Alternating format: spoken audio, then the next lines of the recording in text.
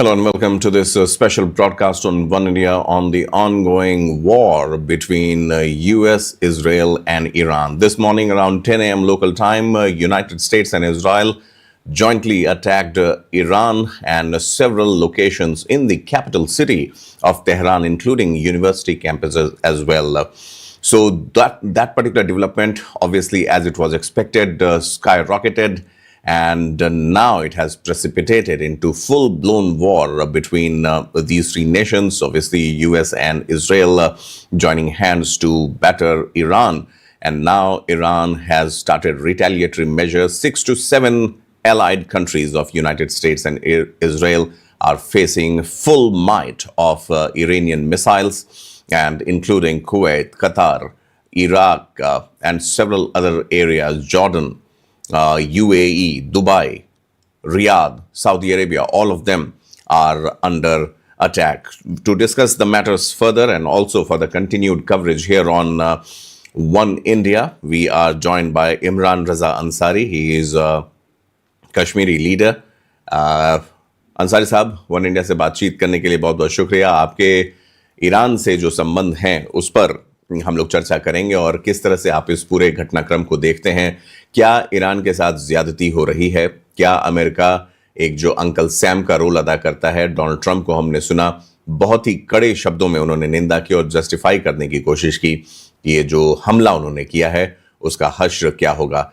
आपके initial remarks क्या होंगे इस पर? देखिए, पहले तो मैं ये कहूँगी मैं कोई लीडर नहीं हूँ, student. I'm a student of politics and I have studied in Iran. I have been living in Iran for a long time, and I was there in Iran a fortnight back. मैं आपको ये बता दूंगा कि जो इस वक्त हमें लग रहा है, Trump has been dragged by Netanyahu. I don't know what are the reasons. God knows better what has prevailed between them. What is the secret between them? But the situation this time, if you can see, as you rightly said, about 6 bases coming under Iranian attack, and you said that it was furious. No, it's just a start. Let me be very clear. It's just a start. It's just a beginning, yes. Yeah, it's just a beginning. It's just, I think they're just testing the waters. The war has not started yet. But this war is a mistake. It's a huge mistake in the sense that there is a sound country. There are the people who are governing the country who have been elected by the people, and people go with their ideology. But lately we have been seeing, अगर आप देखेंगे कुछ सालों से एक monster बनाया गया था Iranian regime को, कि ये मॉन्स्टर रिजीम है, ये अपने लोगों को बहुत तंग कर रही है, और whatever they are. They usually speak about the people which they want to change the world opinion about. But I'll tell you this time, it seems like, as I told you, I was 4 times back there. Yes. It seems that the Iranians are not going to let go this time. They are behind the leadership. They want to just, this time finish this whole drama which has been going on since years. The country is under embargo since last 40 years. And, what I feel, this is my feeling, what I saw, they are more than ready. They are more than ready this time. It won't be that 11-day war. Right. And Mr. Ansari, this particular aspect of this war going to be a long drawn one was anticipated, because the build-up in itself was something which was not just deterrence, it was unprecedented. I mean, America pushing in so much of man and machines. Yes. It was not only for, telling Iran that, hey, look, we will teach you a lesson and then we'll go back. It's not like that. Today's speech also from Donald Trump means he made it clear in no unmistakable terms that it will be, end-to-end war. My question to you would be, in case of Iran here, we knew it from the beginning that Iran doesn't have the wherewithal of hitting back at US mainland. But obviously this whole Middle Eastern region and some areas touching Europe as close to Europe also, have come into this conflict zone. Yes. This could spiral easily into a world war-like scenario. The term has been oft used, so it has lost its meaning. Yeah. But two key players, are watching it from a distance: China and Russia. When do you see what kind of attack or injury, if inflicted on Iran, would drag these two countries in? See, I this time, as you must have heard since last 10-15 days, the Supreme Leader has been saying that we are not against any country in our region. We are only against the American bases which have been set up in these neighboring states. So Iran told them categorically, we are not going to spare them. And you must have seen they have started, a light barrage on those installations. Now Right. the problem is, as America has friends across, Iran also has friends across. Like there's a term, like if the friends for Iran are called proxies, and the friends for America are called allies. Right? Right. When American allies are going to help America in achieving what America wants to achieve, definitely, that those two superpowers are behind Iran. They have strategical interests, they have economical interests, they have everything there. So definitely, if it prolongs, it will spiral out. It's going to go beyond the Gulf. Absolutely. Yeah, I don't think it's something like one has to put so much of mind into it. Definitely, I could have given some more examples also, but this time, you trust me, I'm telling you, Iranians are more prepared than Right. they were ever in the history to. Absolutely. The 2025 attack, when they were attacked in June, and at that time, I spoke to a few Iranians on the show, and the very question that was being asked to them: when will Iran retaliate? And last time, it looks like Iran was trying to get its house in order. There were several precision attacks also, True. removing top leadership. This time around, they had the time. They made up their mind, and with tacit support from Russia and China, at least they were confident enough to inflict injuries to the allied countries. The visuals for which we are also seeing on the screen. See, one thing we have to be very clear of. Iran didn't start the war that time also and this time also. They were sitting on the negotiation table, and I'm telling you, 2 weeks back, people of Iran were thinking that something will come out which will be a win-win situation. But still, in the negotiations, and they are deceived, they are backstabbed. Definitely, they have to, they have to defend themselves. I tell you, Mr. Trump has said that it will be a 4-day thing. What if it goes into 50? What if it goes into 60? What if it goes into the 15th day? It's going to be devastation all over.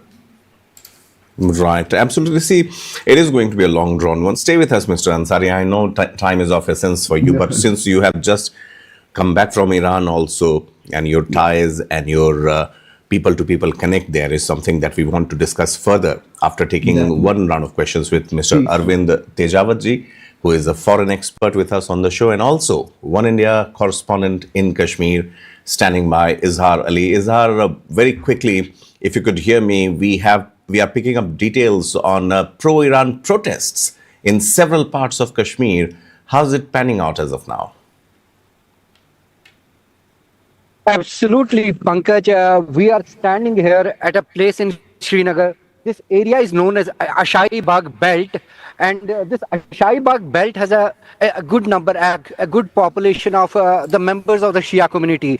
And there were, while I was covering those protests, the police were chasing. Police are not letting the people come on the streets and stage and express their anger against the Israeli attack on the Iranian soil. So the people are being they are being pushed away in lanes and by lanes. Police is not allowing them to come out of their houses. In fact, there's a large concentration of security forces, especially police, around this Ashai Bagh belt, where police has ensured that no protesters hit come out on the street and hold a demonstration or hold a protest. This area has around 1.5 lakh or 2.5 lakh the population of all the Shia, all those members. This is the largest, one of the largest belt of Shia Muslims in Srinagar, apart from Zadibal, Bemina, and other areas. And most of these protests last were this area only. So the people are very, very angry over what they termed as Israeli aggression on Iranian soil and protests. Where we are getting reports of protests from other parts of Kashmir Valley. A largest gathering, a largest protest has been taken out in Sumbal Sonawari area of Bandipora in North Kashmir, where many people have come out and chanted "Death to America, Death to Israel" slogans. They have condemned what they say unwanted Israeli aggression on the. That people of Kashmir, especially those from those members from. Izhar, we'll come back to you. Seems to be some audio Network issue issue. there. Yeah. Arvind Tejawat ji, obviously, the way things are panning out now, in less than, I would say, 3 to 4 hours, the world seems to be polarized. Although no particular reaction from either friendly or enemy countries, apart from the main stakeholders who are engaged as of now, US, Israel, and Iran. But India, as of now, is watching it very cautiously, and back-to-back advisories are coming that those who are in Iran, Israel, they should remain sheltered and underground. How do you see India's stand changing? Because here we are in Kashmir, there is a pro-Iran gathering happening, voices gaining momentum. Then we had Prime Minister Modi 2 days back backing Israel and committing all sort of support from India. Do you think India is in a precarious position here? Thank you very much, Pankaj Sahab. And since I'm committed for 4 p.m. to another media platform, so I would like to close my comments soon. Here, Okay. at multiple news channels, it is being asked that what is India's stand. But here, I would like to make it clear that the stand as having those countries who has a power. Here, if we compare with India and United States, then we have a difference between 3 and 48. That's a big difference in the Indian economy and the United States economy. So India is not in condition to go for express his opinion about the world order. And of course, the world order is changing very speedily. And there is no doubt that at the moment the world is a unipolar. There is no multipolar world. What the Indian Foreign Minister used to speak on the multiple platforms. At this moment, there is no multipolar world. There is a unipolar world, and the United States is a super boss. And even neither China nor Russia is in that condition that they can fight with the United States, because the Chinese economy is totally dependent on United States. Vice versa, if Russia and China, they jointly, if they are willing to counter against the United States, then I doubt that they will succeed. And this fight is for I suppose, the hegemony, the world hegemony. That's why this battle or this kind of combat is happening. So that I believe. But of course, the India would not willing to indulge himself in such a massive situation, because India is looking that the Hormuz Strait will go disturb, and definitely it will harm the Indian interest. Thank you very much, Right. Pankaj sir. Thank you so much, Mr. Tejawat. We really appreciate your time and inputs here on One India. There you see Mr. Tejawat, Arvind Tejawat, foreign affairs expert, speaking to One India. Ansari Sahab, we have seen it in the past also that when the Israeli attacks happened back in when Gaza attacked Israel's 7th of October 2023. India at that time also had drawn a very clear parallel between 26/11 Mumbai attacks and the attacks on Israel. Similarly, Prime Minister Modi spoke in same language and committed India's support to Israel against the terrorist activities. But it's the same Indian stand also that has initially and has been historically committed to the cause of the Palestinians. That's right. PLO leader Yasser Arafat, I remember him attending the 26th January parade as the chief guest and making several visits to India when Palestine was also trying to seek recognition and also support. In this scenario here, do you think that for India it could be only commercial concerns with respect to this war, that the oil supplies can be hindered, the bullion prices can go up, or is it something diplomatically and historically also that India should be wary of as of now in choosing sides or in abstaining from taking any sides? See, we have always been neutral whenever these things happened all over the world. India has always been neutral. And I also remember the times whenever the Iranian issue will come up in the United Nations, or Indian issue will come up in the United Nations, both India and Iran used to cooperate.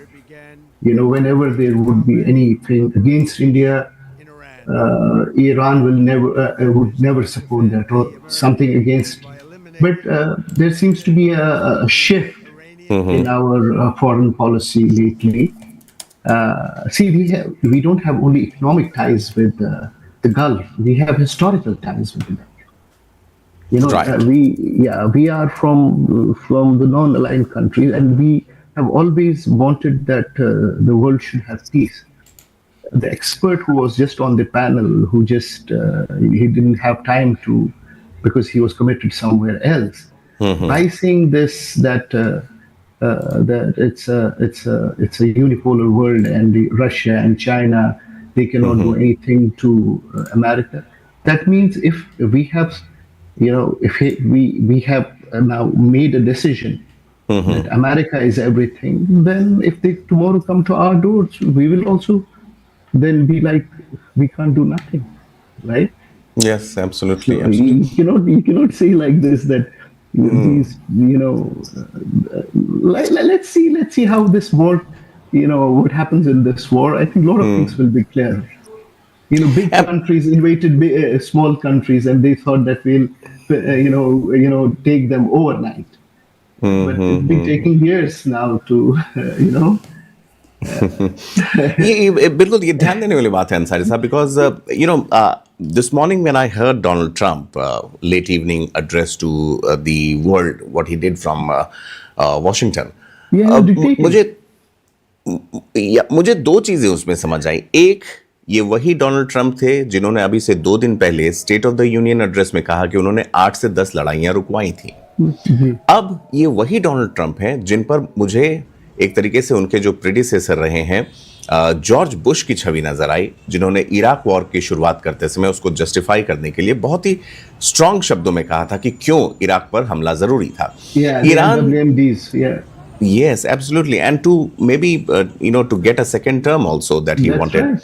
No, in fact, Mr. Trump has been always saying that Barack Obama was a warmonger, and he exactly. And now what he is doing, I don't know when the Israeli name comes, when it's about Israel, nobody wants to take Israel head on. See, every country has a right. Let them live peacefully, and let other people also live peacefully. I don't know, but to my thinking, things are going to be very ugly. Right. Very ugly. See, I mean, I think as it is appearing as of now, because it has just begun, you said it correctly, that is going to last for long. And secondly, something or the other, the outcome would be there. But to vanquish Iran, मुझे यहाँ पर थोड़ा सा ऐसा लगता है कि एक देश को जहां पर आपको स्ट्रेटेजिकली आपको या आपके एलाइज को खतरा महसूस होता था, और इजराइल के कहने पर, जैसा आपने कहा कि अमेरिका ने इस जंग की शुरुआत की है, मुझे लगता है ये बहुत ज़्यादा अमेरिका और इजराइल की दोस्ती को भी दिखाता, और एक बहुत बड़ा मार्केट है अमेरिकी हथियारों के लिए इजराइल। इजराइल माना जाता है टेक्नोलॉजिकली काफ़ी एडवांस्ड है, और सो मच सो कि डोनाल्ड ट्रंप ने तो ये कह भी दिया था कि इजराइल का जो आयरन डोम है वो भी अमेरिका ने बना के उनको गिफ्ट किया था, और अब अमेरिका के ऊपर एक आयरन डोम जैसा स्ट्रक्चर बनाने के लिए उन्हें ग्रीनलैंड की जरूरत पड़ती है। तो इस वजह से कहते हैं सारी खुदाई एक तरफ और यहाँ पर अमेरिका का दोस्त एक तरफ वाली बात हो गई है। एक फाइनल कमेंट अंसारी साहब मैं आपका लेता हूं, then I will definitely let you go. इस पूरे प्रकरण में अगर हम देखते हैं, आपको क्या लगता है ईरान के साथ कहीं ना कहीं ज्यादती वाली बात तो हमने की, लेकिन क्या ईरान खुद भी जो तैयारियां कर रहा था उसको जरूरत थी? क्योंकि इंटरनली काफी कॉन्फ्लिक्ट चल रहा था, खामेनेई साहब को लेकर भी काफी दिक्कतें थी, वहां पर हमने हिजाब प्रोटेस्ट भी देखा था। नहीं, मैं आपको वेरी फ्रैंकली बता दूंगा आपको, Iran is a big country, there are about 90 million people who live in Iran, couple of million people। अगर मैं मान लो, if I take it to like tomorrow is the end day of tomorrow everybody, the earth is going to finish, अगर ये भी मैं मान लो 2 million लोग निकले हैं टोटल में हर एक प्रोविंस में, but what about the other 88 million? क्या बात करते हैं? They are with their leader. The problem is they definitely support. All right. Now we saw that on the Islamic. Maybe the elitists don't like it, but trust me, the poor people, they favor people, who have stood by the revolution with Imam Khomeini, they are all with Sayyid Khamenei and his regime. Trust me, trust me. They are bluffing the people of the world. Iranians are rock solid behind their leader, and they will take this war to some conclusion. This won't be that 11-day war when nobody could declare a victory. Right. Israel simultaneously attacked Lebanese targets for Hezbollah. I mean that is something because America has branded everyone as proxy. Everyone has been branded as proxies. They call Houthis proxies. They call Hezbollah proxies. They call Hezbollah. Everyone they call, but they're people who are working for them. They call them their allies. So I'm trying to. मैंने start में भी आपको कहा यही है, ये wording का है। वो उनके हुए तो allies, इनके हुए तो proxies. Everybody is fed up. ऐसा नहीं, डंडा हमेशा नहीं चल सकता। Some people don't have pride, some have pride, and Iranian stood up for the pride. तो इसमें क्या है?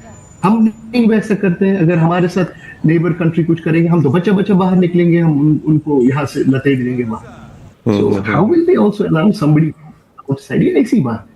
ये आप देख लीजिए, you are an Indian, I am an Indian. अगर हमारे साथ कोई पड़ोसी ऐसी बात करे, हम छोड़ेंगे? बिल्कुल अब बताइए, बिल्कुल everything with us. Same goes with the other countries also.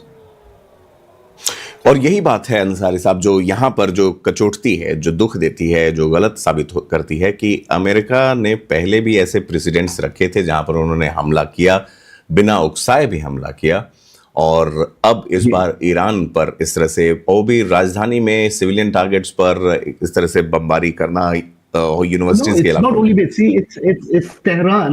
I was speaking जब बाद में इंटरनेट डाउन हो गया, there is a university campus and there's a hospital. उन्होंने उस पर मिसाइल लगाया। We are worried today because our students are there.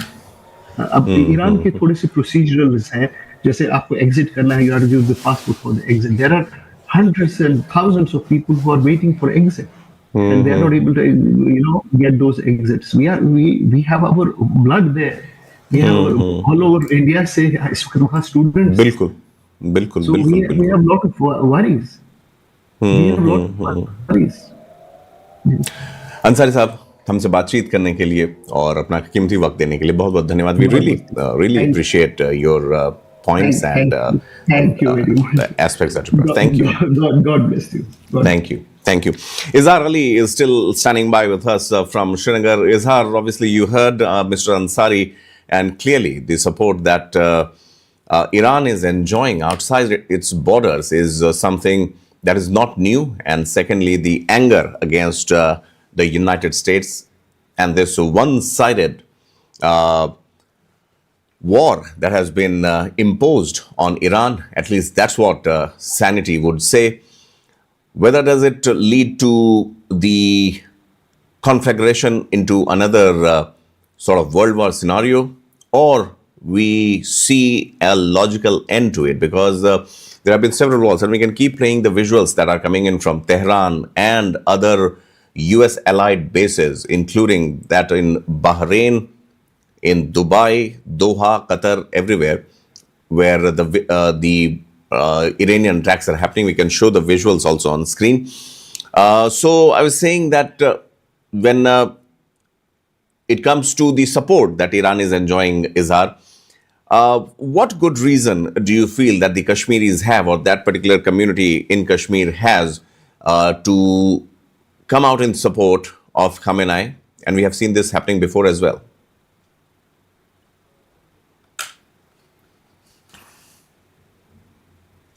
Izhar, if you could hear us.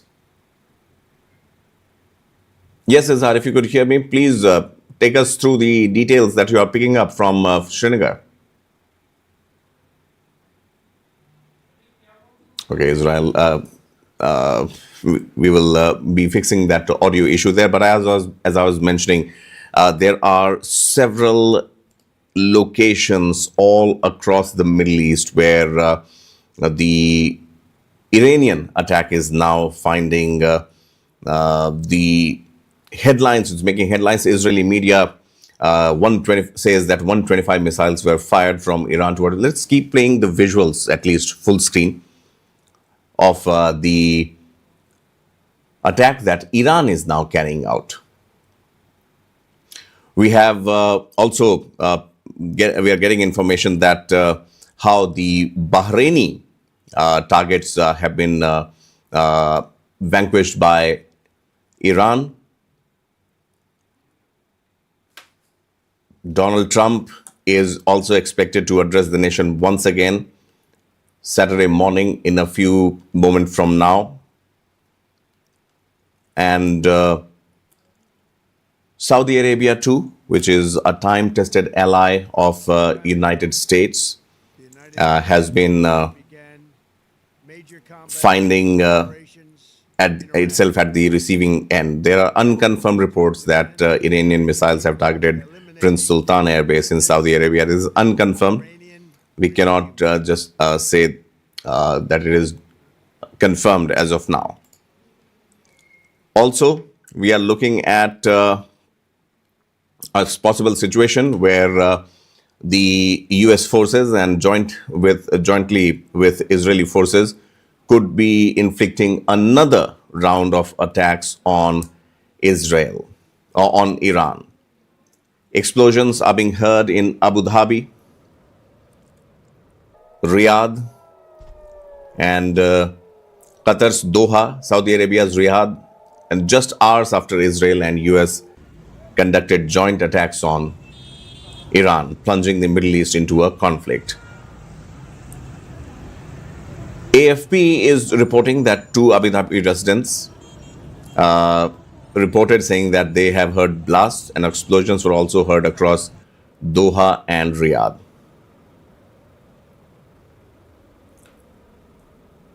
The visuals that are coming from Bahrain would be on the screen in just a moment.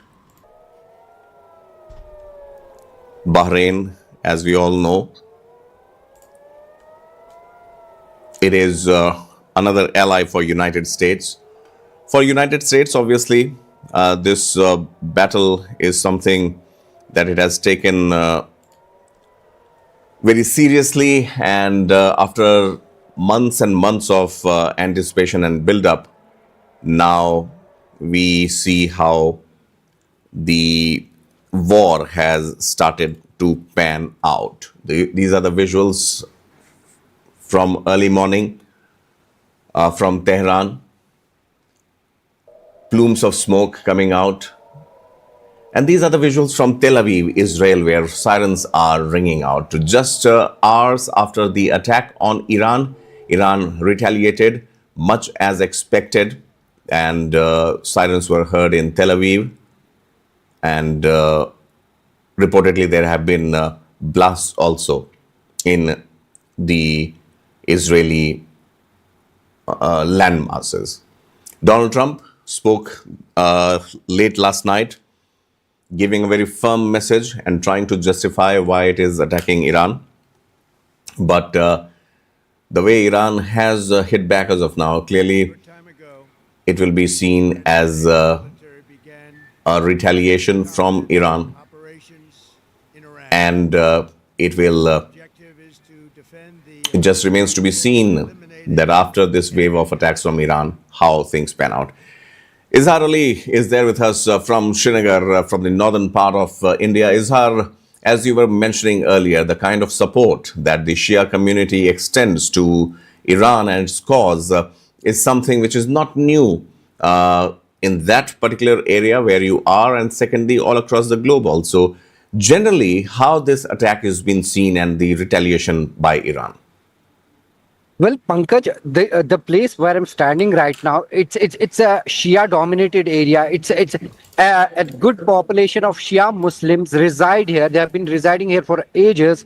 So whenever there's a strike on Iran or any U.S. airstrike or Israeli airstrike or any action by the West on the Islamic Republic of Iran, the people here automatically, without anyone's call, they come out on the streets and hold protests.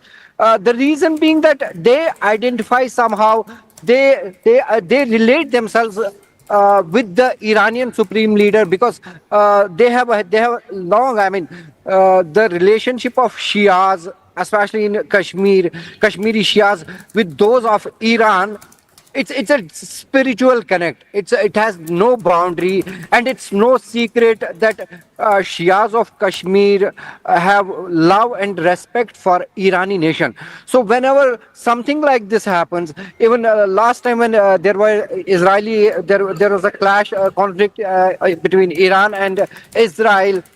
So the people here as well took to streets. Thousands of people marched on the streets, and same episodes are being repeated now this year as well. So we have been getting reports. I mean, from Sumbul Sonawari, it's in Bandipora district. Many hundreds of people are said to have hit the streets, and they're chanting slogans against America, chanting slogans against Israel, and they are expressing their solidarity with the spiritual leader Khamenei and the Islamic Republic of Iran in this time of crisis. So, whenever whatever West does with Iran, it has some effect on Kashmir as well. I mean, we have this place known as Ashai Bagh. It's a 2 to 3 kilometer stretch. And all throughout this stretch, there's a good number of Shia population. They try to hit the streets. They try to came out on the streets and hold demonstration against Israel and America, but the police has taken preventive measures. Police are not allowing these protesters to hit the streets. I mean, these protesters have been confined to only lanes and bylanes, and they're not being allowed to come out on the roads and disrupt the normal vehicular traffic. You can see behind me on this busy Srinagar Ladakh highway or Srinagar University Road. So police is very much aware that an action of this kind in Iran can have a ripple effect in Kashmir as well, and hundreds and thousands of Shias might hit the streets and stage strong anti-US, anti-Israel demonstration.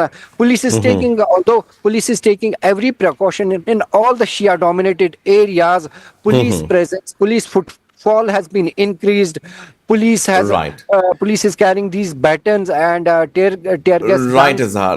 Let's also able to meet any emergency. I know. Yes, Police will try, and obviously taking a stand which is contrary to the government of India's stand as of now. Clearly, Iran has been disbanded as far as the diplomatic criticism is concerned, but not just by India but others also, because as of now the only statement that is coming from government of India is for the Indians to stay sheltered.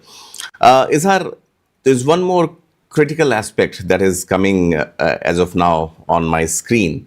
And as Mr. Ansari was also saying, that there are only a handful of people who are against the Khamenei government. There are only a handful of people, maybe they are classist, maybe they are rich people, who feel that their rights and freedom is stifled. But there is a school in Tehran, I presume, where the students have posted their video. We will be playing that out shortly, where they are saying, "I love Trump." They are thanking President Trump for striking the regime in Iran. This is how it is. Even if it is unverified as of now, we have seen the youth of Iran indulging in such anti-Iranian, anti-rule activity there. How would the people of Kashmir view this? Do they have any justification or any counter for this? Well, Pankaj, the people of Kashmir, especially those from the Shia community, they have strong belief that all the protests that happened over these months in Iran were orchestrated or fueled by America and Israel. They have a strong belief, and I mean, it's hardly you cannot convince them that no, if they were spontaneous protests or not, but they have a strong belief that no, these protests were orchestrated, were fueled and fanned by Israel and US only to reach today's action which the Trump administration or Israel did exactly. So they think it was a build-up. Many of the Kashmiri Shias I spoke to after this incident, they said that they strongly believe that there was it was a script written already that step by step these things will be executed. First, Iran will be cornered by the West, especially the Trump administration, on those student protests. Then slowly the pressure will be built on Khamenei and the Iranian government on nuke deals or any other. So what they believe is that US, the West, is playing games with Iran just to make this Islamic nation succumb to their knees. And this is what most of the Kashmiris, most of the Shias especially, believe here in Kashmir. Right, obviously. Also, Izhar, when it comes to the anticipation and the build-up, we have seen the Middle East was becoming some sort of theater of war, and now in the month of Ramadan, this attack has happened. Generally, we have seen in the past that both the aggressors and the quote-unquote victims have refrained from using this time. Any comments or any thoughts coming on that from Kashmir? Well, Kashmiris are outraged when they heard this news of Israeli attack on Iran. I mean, it was unexpected. It was unexpected at a time when U.S. administration was reaffirming that talks are being held. Even the Iranian government has said that they were positive of outcome of talks. So the talks were happening, and people in Kashmir were expecting a breakthrough, that peace will prevail, that a conflict, there will not be a time when this conflict will go to beyond these borders. But everything proved to be a hoax. I mean, in the morning when people came to know about it, they were shocked and surprised. And as a result of which, there were small gatherings, small number of protesters coming out on the streets and trying to register their protest against what they termed unwanted Israeli aggression. I mean, this is something which was not expected, which people were not expected in Kashmir, because Kashmiris are they share sentiments with Iran because of religious. They find they have a very close connection. I mean, Islam religious connection with Iran, especially the Shias of Kashmir. So any small or big event, any disaster, natural or man-made, Kashmiris rise up and always express their solidarity with sympathy with the people of Iran. Operations Right. Iran. Our objective is to defend the American people by eliminating imminent threats to Okay. the Iranian regime. Yes, Izhar, stay with us. We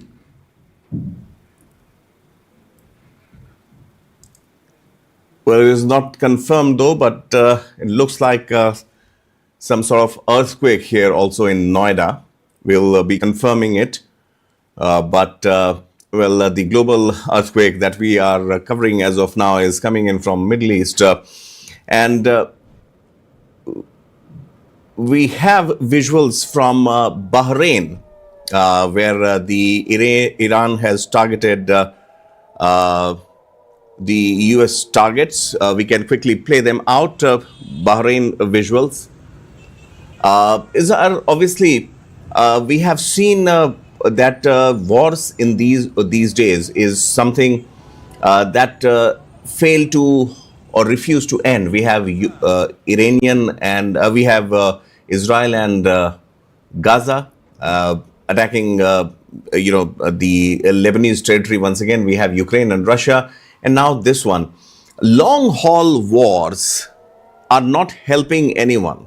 It is a battle between the personalities. It's a war between a Benjamin Netanyahu and an Ali Khamenei, a Donald Trump and an Ali Khamenei. Mahatma Gandhi, passed away mentioning that an eye for an eye will make the whole world blind. Do you feel, while you were following the story, that there was a midway, there was a possibility of coming to talking terms and finding a way out without firing a missile? Well, Pankaj, there is always a middle ground.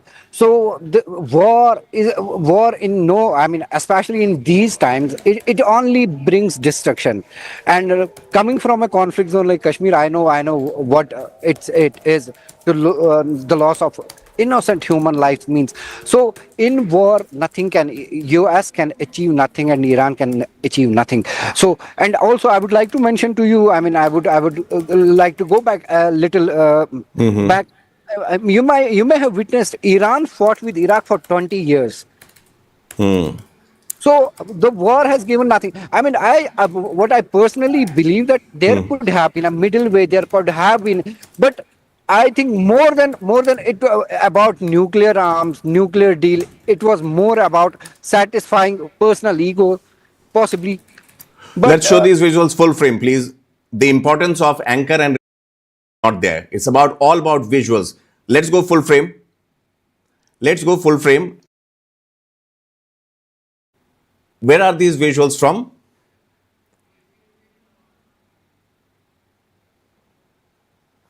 Let's put the Bahraini visuals first. Yes, Izhar, please go on. Yes, Izhar, please continue. yeah. So the war could have been averted. America has been building pressure for years. Israel has been threatening Iran for years.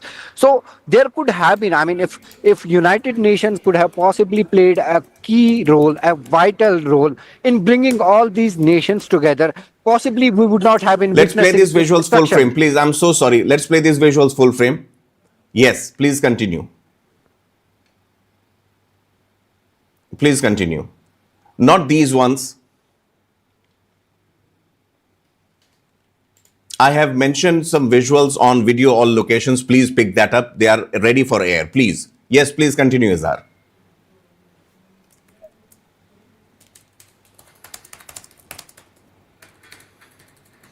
Yes, Izhar, please go on. So what Pankaj I was saying is that the war could have been averted.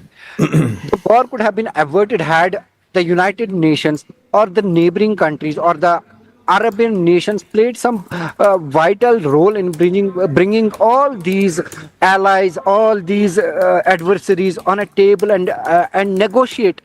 This could have been. I mean, we would not have been witnessing this destruction, this bloodbath in any of the countries if some positive solutions, positive ways could have been explored to avert this war. But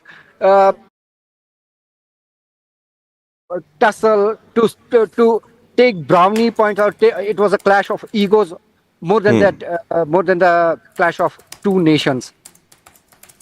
Right. Izhar, these are the visuals which are coming in from Iran, as I am assuming, because we haven't been able to put the location band. That's why. Let's keep the visuals full frame. Let's also play the visuals from Bahrain. This shows the intensity. Let's take it full frame. This shows the intensity of the attacks. When the missiles are being dropped, this tells you how the civilian targets are also coming into the ambit of this attack. And that's the most worrisome part of it. Izhar stands in Srinagar, but the palpable effect can be not only be felt in India, but everywhere else. These visuals, once again, reminding us of the times when Israel was in conflict with Gaza, when it was targeting the Gazan localities. While many said that, yes, this is something that was expected and a tit for tat response was also needed. But now, with the attacks coming on Iran, many would question that why civilian targets have been bombed, first of all, a university, a hospital, and why not military targets. The second wave that is anticipated will be coming in from the US side, which will be on the military targets, as has been shared with Reuters and several other news agencies. Donald Trump has clearly said that he will be targeting the navy of the Iranian forces. The naval prowess of Iran is something that is known, and we are yet to play the visuals from Bahrain, which shows the attack, which has been covered by a passerby, and the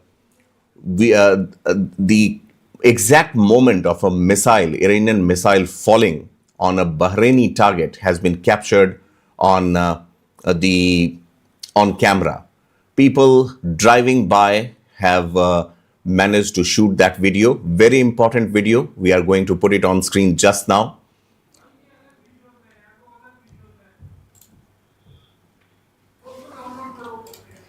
So the all important question as of now here is that how we are going to see and hope for an end to this scenario. Izhar, if you are still there, the longevity of the wars these days is something that is worrisome. But the question is the objective met in the very first place for which the war was started? Iraq war started in order to stop Iraq from going for weapons of mass destruction. These are the visuals. Look at it. This is Bahrain, miles and miles away from Iran. Iran hits at Bahraini target only to teach US a lesson. Let's play it out once again. You'll hear the intensity of the sound, the explosion. Missile വീണിട്ട് അതിന്റെ പുകയാണ് പോകുന്നത് കേട്ടോ. ഒരു 5-10 വീണ് പടപടപടപടോ വീണു.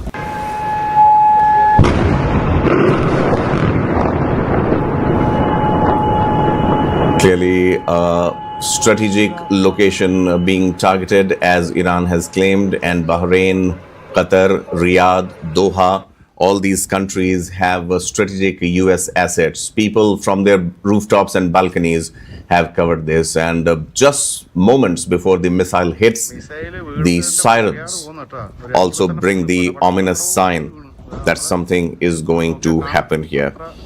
Is this going to be the norm?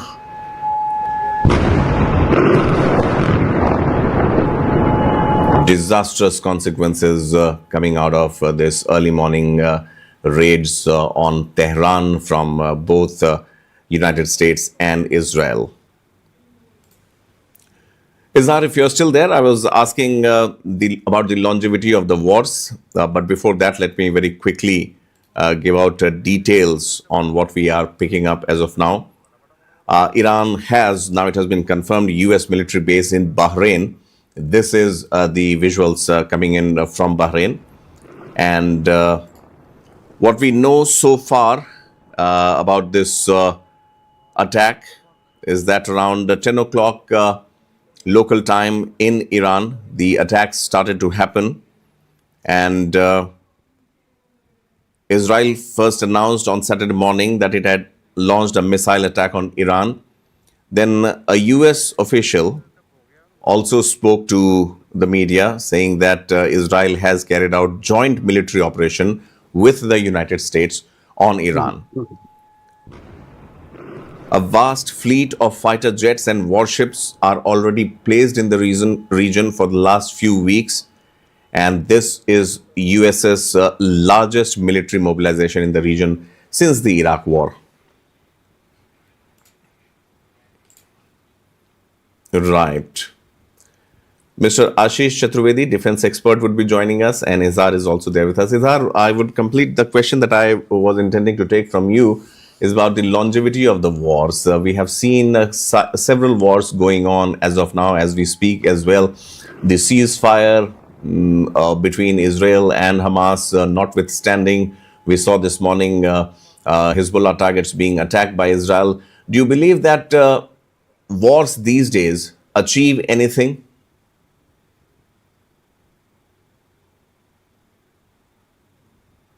Is this question for me, Pankaj? Yes, Ash. Yes.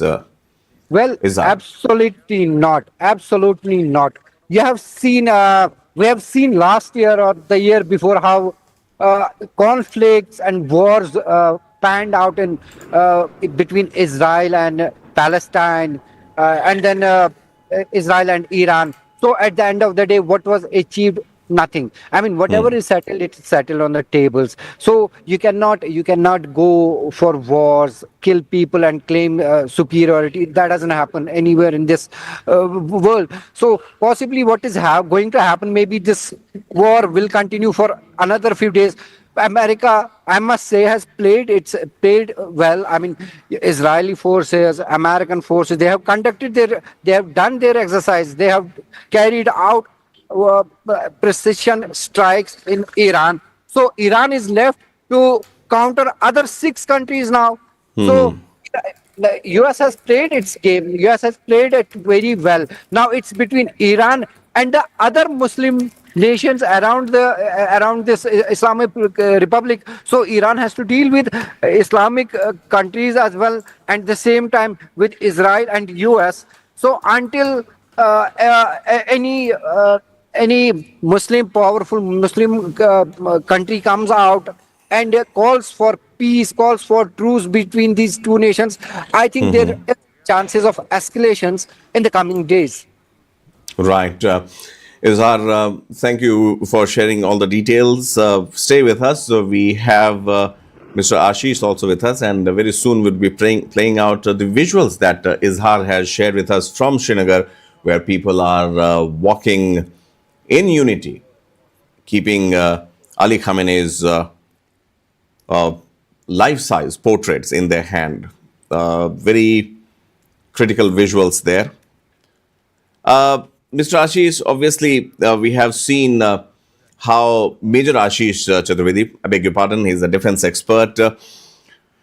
Major Chaturvedi, when we talk about the war that broke out today, but needless to say, the world knew it is going to happen sooner or later. And the anticipation was also unmistakable. My first question to you would be, do you see that America is justified in doing so, be it at the behest of Israel? If you look at the foreign policy of America, it has always been America first. You know, they have been keeping their own interest always above the world peace or any other country which they talk about. Take, for example, Iraq, which you had mentioned. There is propaganda of invading Iraq was that Saddam Hussein has weapons of mass destruction. He's going to make chemical weapons. He's going to make the purpose of doing that was solely the Americans have control over the oil reserve which Venezuela has. Now, same thing is, happening in Iran. They have nothing to do with the individual who's ruling there, the government which is there. That is only a pretext. They again want the oil reserves. Iran also has a lot of oil reserves. The entire conflict is just about that. Rest, what is being portrayed is a cover up to do so. Now, what right Okay. does US have today? You see, United Nations, it doesn't exist. It doesn't exist at all. It just doesn't exist. Right. So, Major, the point here is that despite the foreign policies and the tone that both Israel and US were taking, Iran knew for a fact that something of this sort is going to happen. There were talks at several levels. They went to Oman, they went to Geneva also, and in the month of Ramadan, somehow in between the second round of talks, this happens. Do you think enough time was given on the discussion table, and whether it was a rigid Iran or an over enthusiastic United States in order to ward off the tensions from its time tested friend Israel, that they went ahead and did this? If you look at the approach of America, they first tried to pressurize Iran. They carried out some bombardment earlier, and they thought that they will be able to pressurize Iranian government and Iran as a nation and succumb to the US pressure and to their demands. But unfortunately for them, it did not happen. And now you see, because now it is more of a ego clash. It was rightly pointed out by someone from on the channel that yes, today Donald Trump feels that I tried doing something, I sent out a message, but still didn't work out. So now he has to finish this. Now he has to take this war to a higher level. Now, Iran as a nation doesn't have much to do. It has been fighting for years. It is well prepared. It is not like Venezuela, which was very easy for them. So, if there will be retaliation, there will be strong retaliation. And I wouldn't be surprised if Iran has some chemical or nuclear capability. It will not hesitate to use it against in the coming days against Israel. Israel will have to suffer a lot of casualties, I believe, in this because America is using the Israeli approach and the Israeli forces and their resources to its advantage. Ultimately, it will be, I think, Israel and Iran, which will be suffering a lot of casualties in the coming days. You can anticipate on that because this war is going to, I think, escalate only. It is not going to stop in near future. I don't see it that way. Right. Okay. Thank you so much, gentlemen. Stay with us. We will also be joined by Akash Chopra. He's a defense expert. And we have one gentleman. Who is the gentleman on screen as of now with us?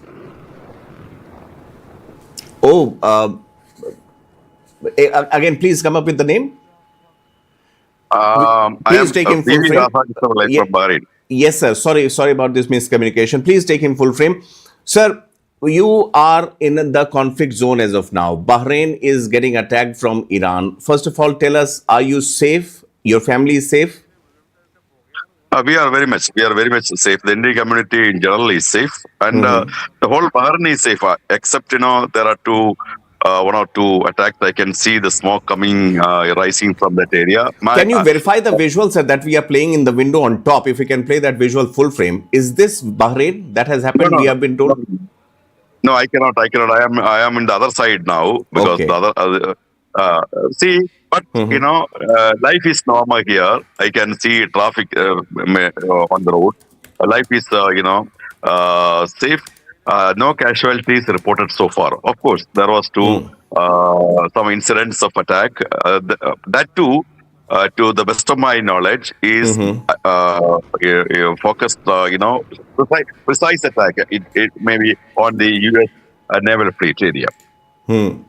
P.V. Radhakrishna Pillai is joining us from Bahrain. He is, I've been told, the Kerala Samajam president in Bahrain. And yes.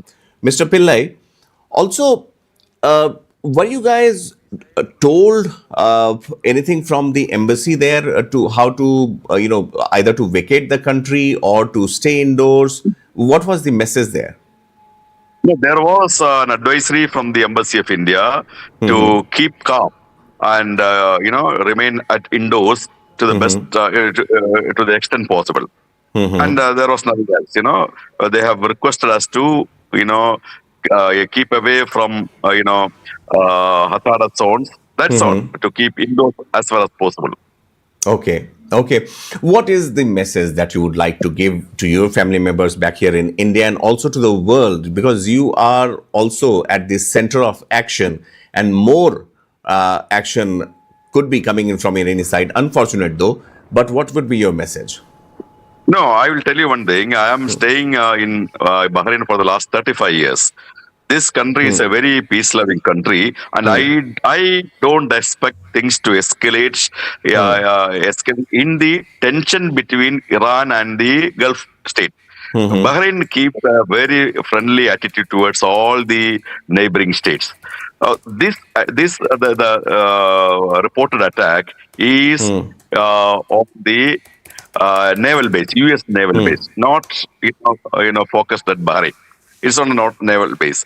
Okay, and I don't think it will escalate as far as Bahrain is concerned. Right. Also, are you in touch with, maybe family members or friends who are living in that Middle Eastern region, be it Oman, be it Jordan, for that matter, Abu Dhabi, Qatar, Saudi? Yes, yes. Many people are calling me because I am the Loga Kerala Sabha member.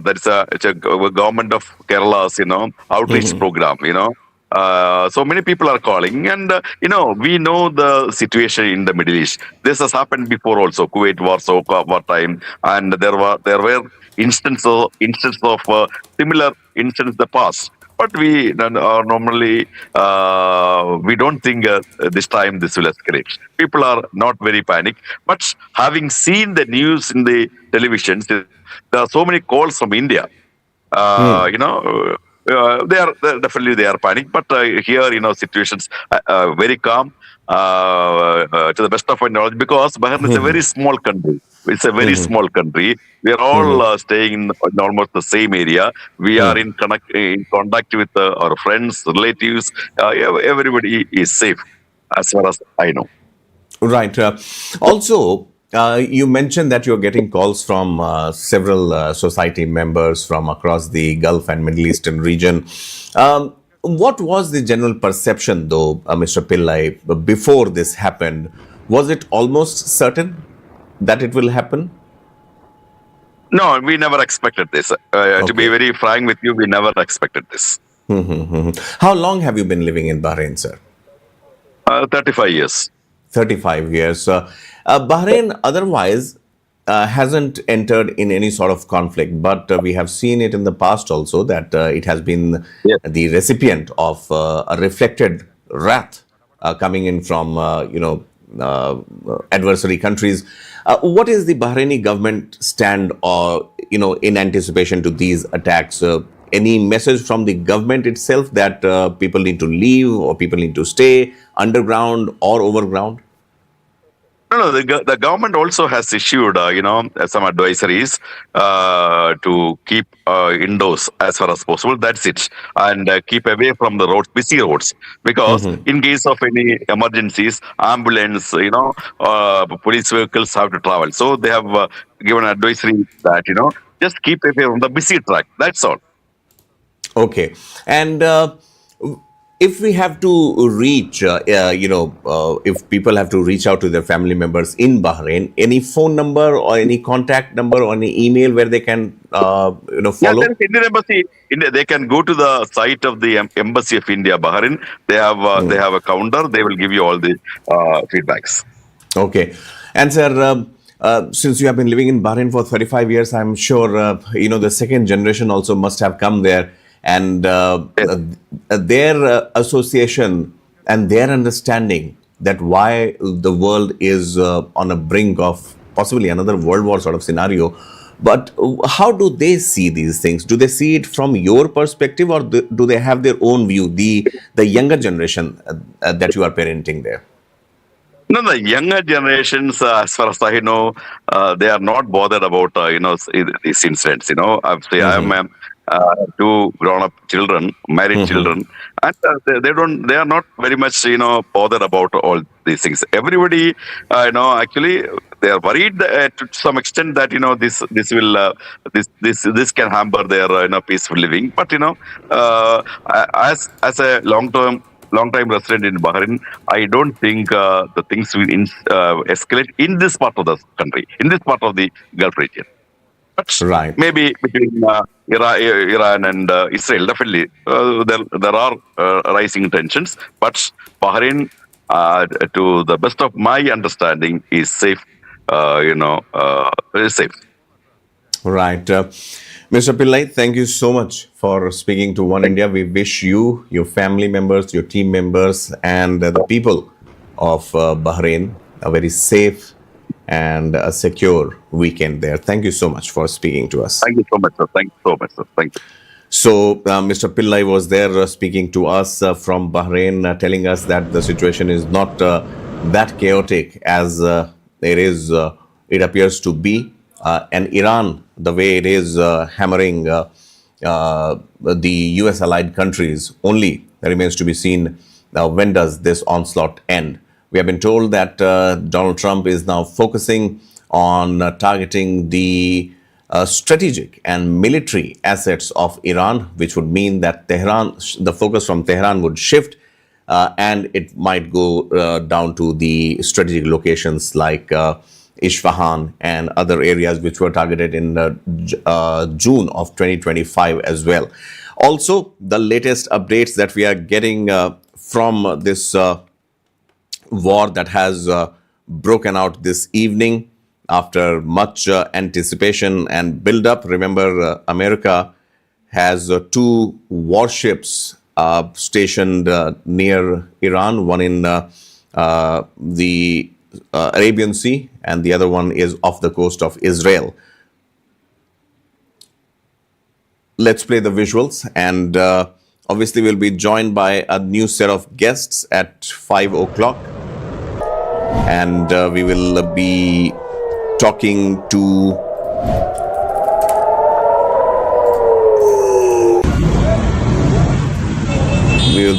Akash Chopra. He's a defense expert. These are the visuals you see from Tehran. Early morning attack in Tehran. Plumes of smoke rising from the university campus area, the hospital area, and these are the representative visuals of the attack on Iran. The ballistic missiles, whether they were used or not, whether Iran is using its ballistic missiles against the US allied countries remains to be seen. But sirens all over Tel Aviv in Israel too started ringing just hours after the attack on Iran. This means Iran was ready for a counterattack, and in just matter of few hours, Iran launched consecutive attacks on at least 6 to 7 countries, including Doha, Qatar, Saudi Arabia, Riyadh in Saudi Arabia, and Manama in Oman, Manama in Bahrain, and other countries as well. These are the visuals once again from Tehran. The sirens itself tell the story, the intensity and the seriousness of this. The war is real. What we saw 3 years ago unfolding in Ukraine and Russia, they were the ground soldiers also fighting against each other. Battle lines were drawn, the battlefields were clear. But as of now, in this aerial attack, there are no battlegrounds. The cities of Iran, the cities of US allied nations are becoming the battleground. And these are the visuals from Bahrain coming in just a few hours ago. The plume of smoke is emanating from a huge, humongous missile attack that was launched from Iran. You will see just now how the Bahraini target, which is a US base. There you see.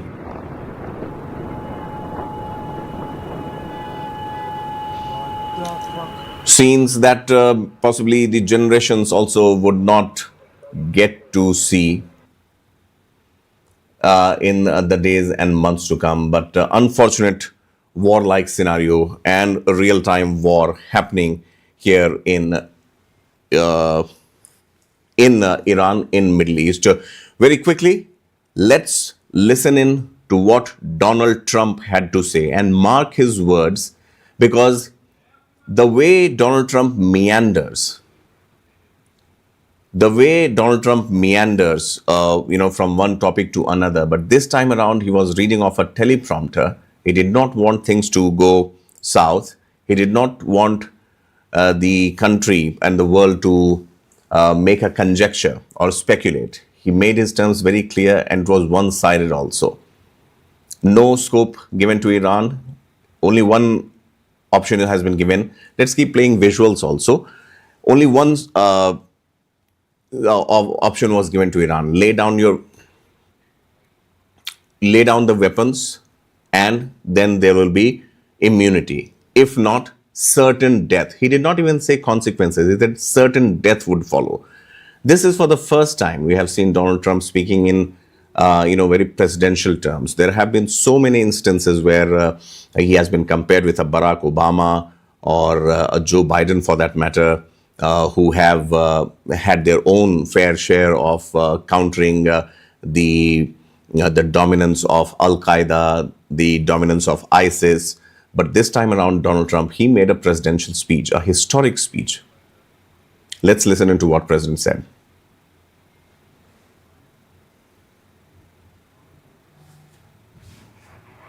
Okay, we'll be playing that out very quickly. Okay, fine. We will be bringing that Donald Trump's bite very quickly to you. One India, in the meantime, has been playing out several reports from different parts of the world, including India, on how the situation is unfolding as of now. The visuals from Kashmir are also there, where we have seen how the people of Kashmir, if we have those visuals, let's play them out also. How the people of Kashmir have come out in solidarity with the Iranian leadership. Also, we have the visuals from Bahrain of that bombing that happened. We can play that out as well, so that the viewers can associate the intensity of the attacks.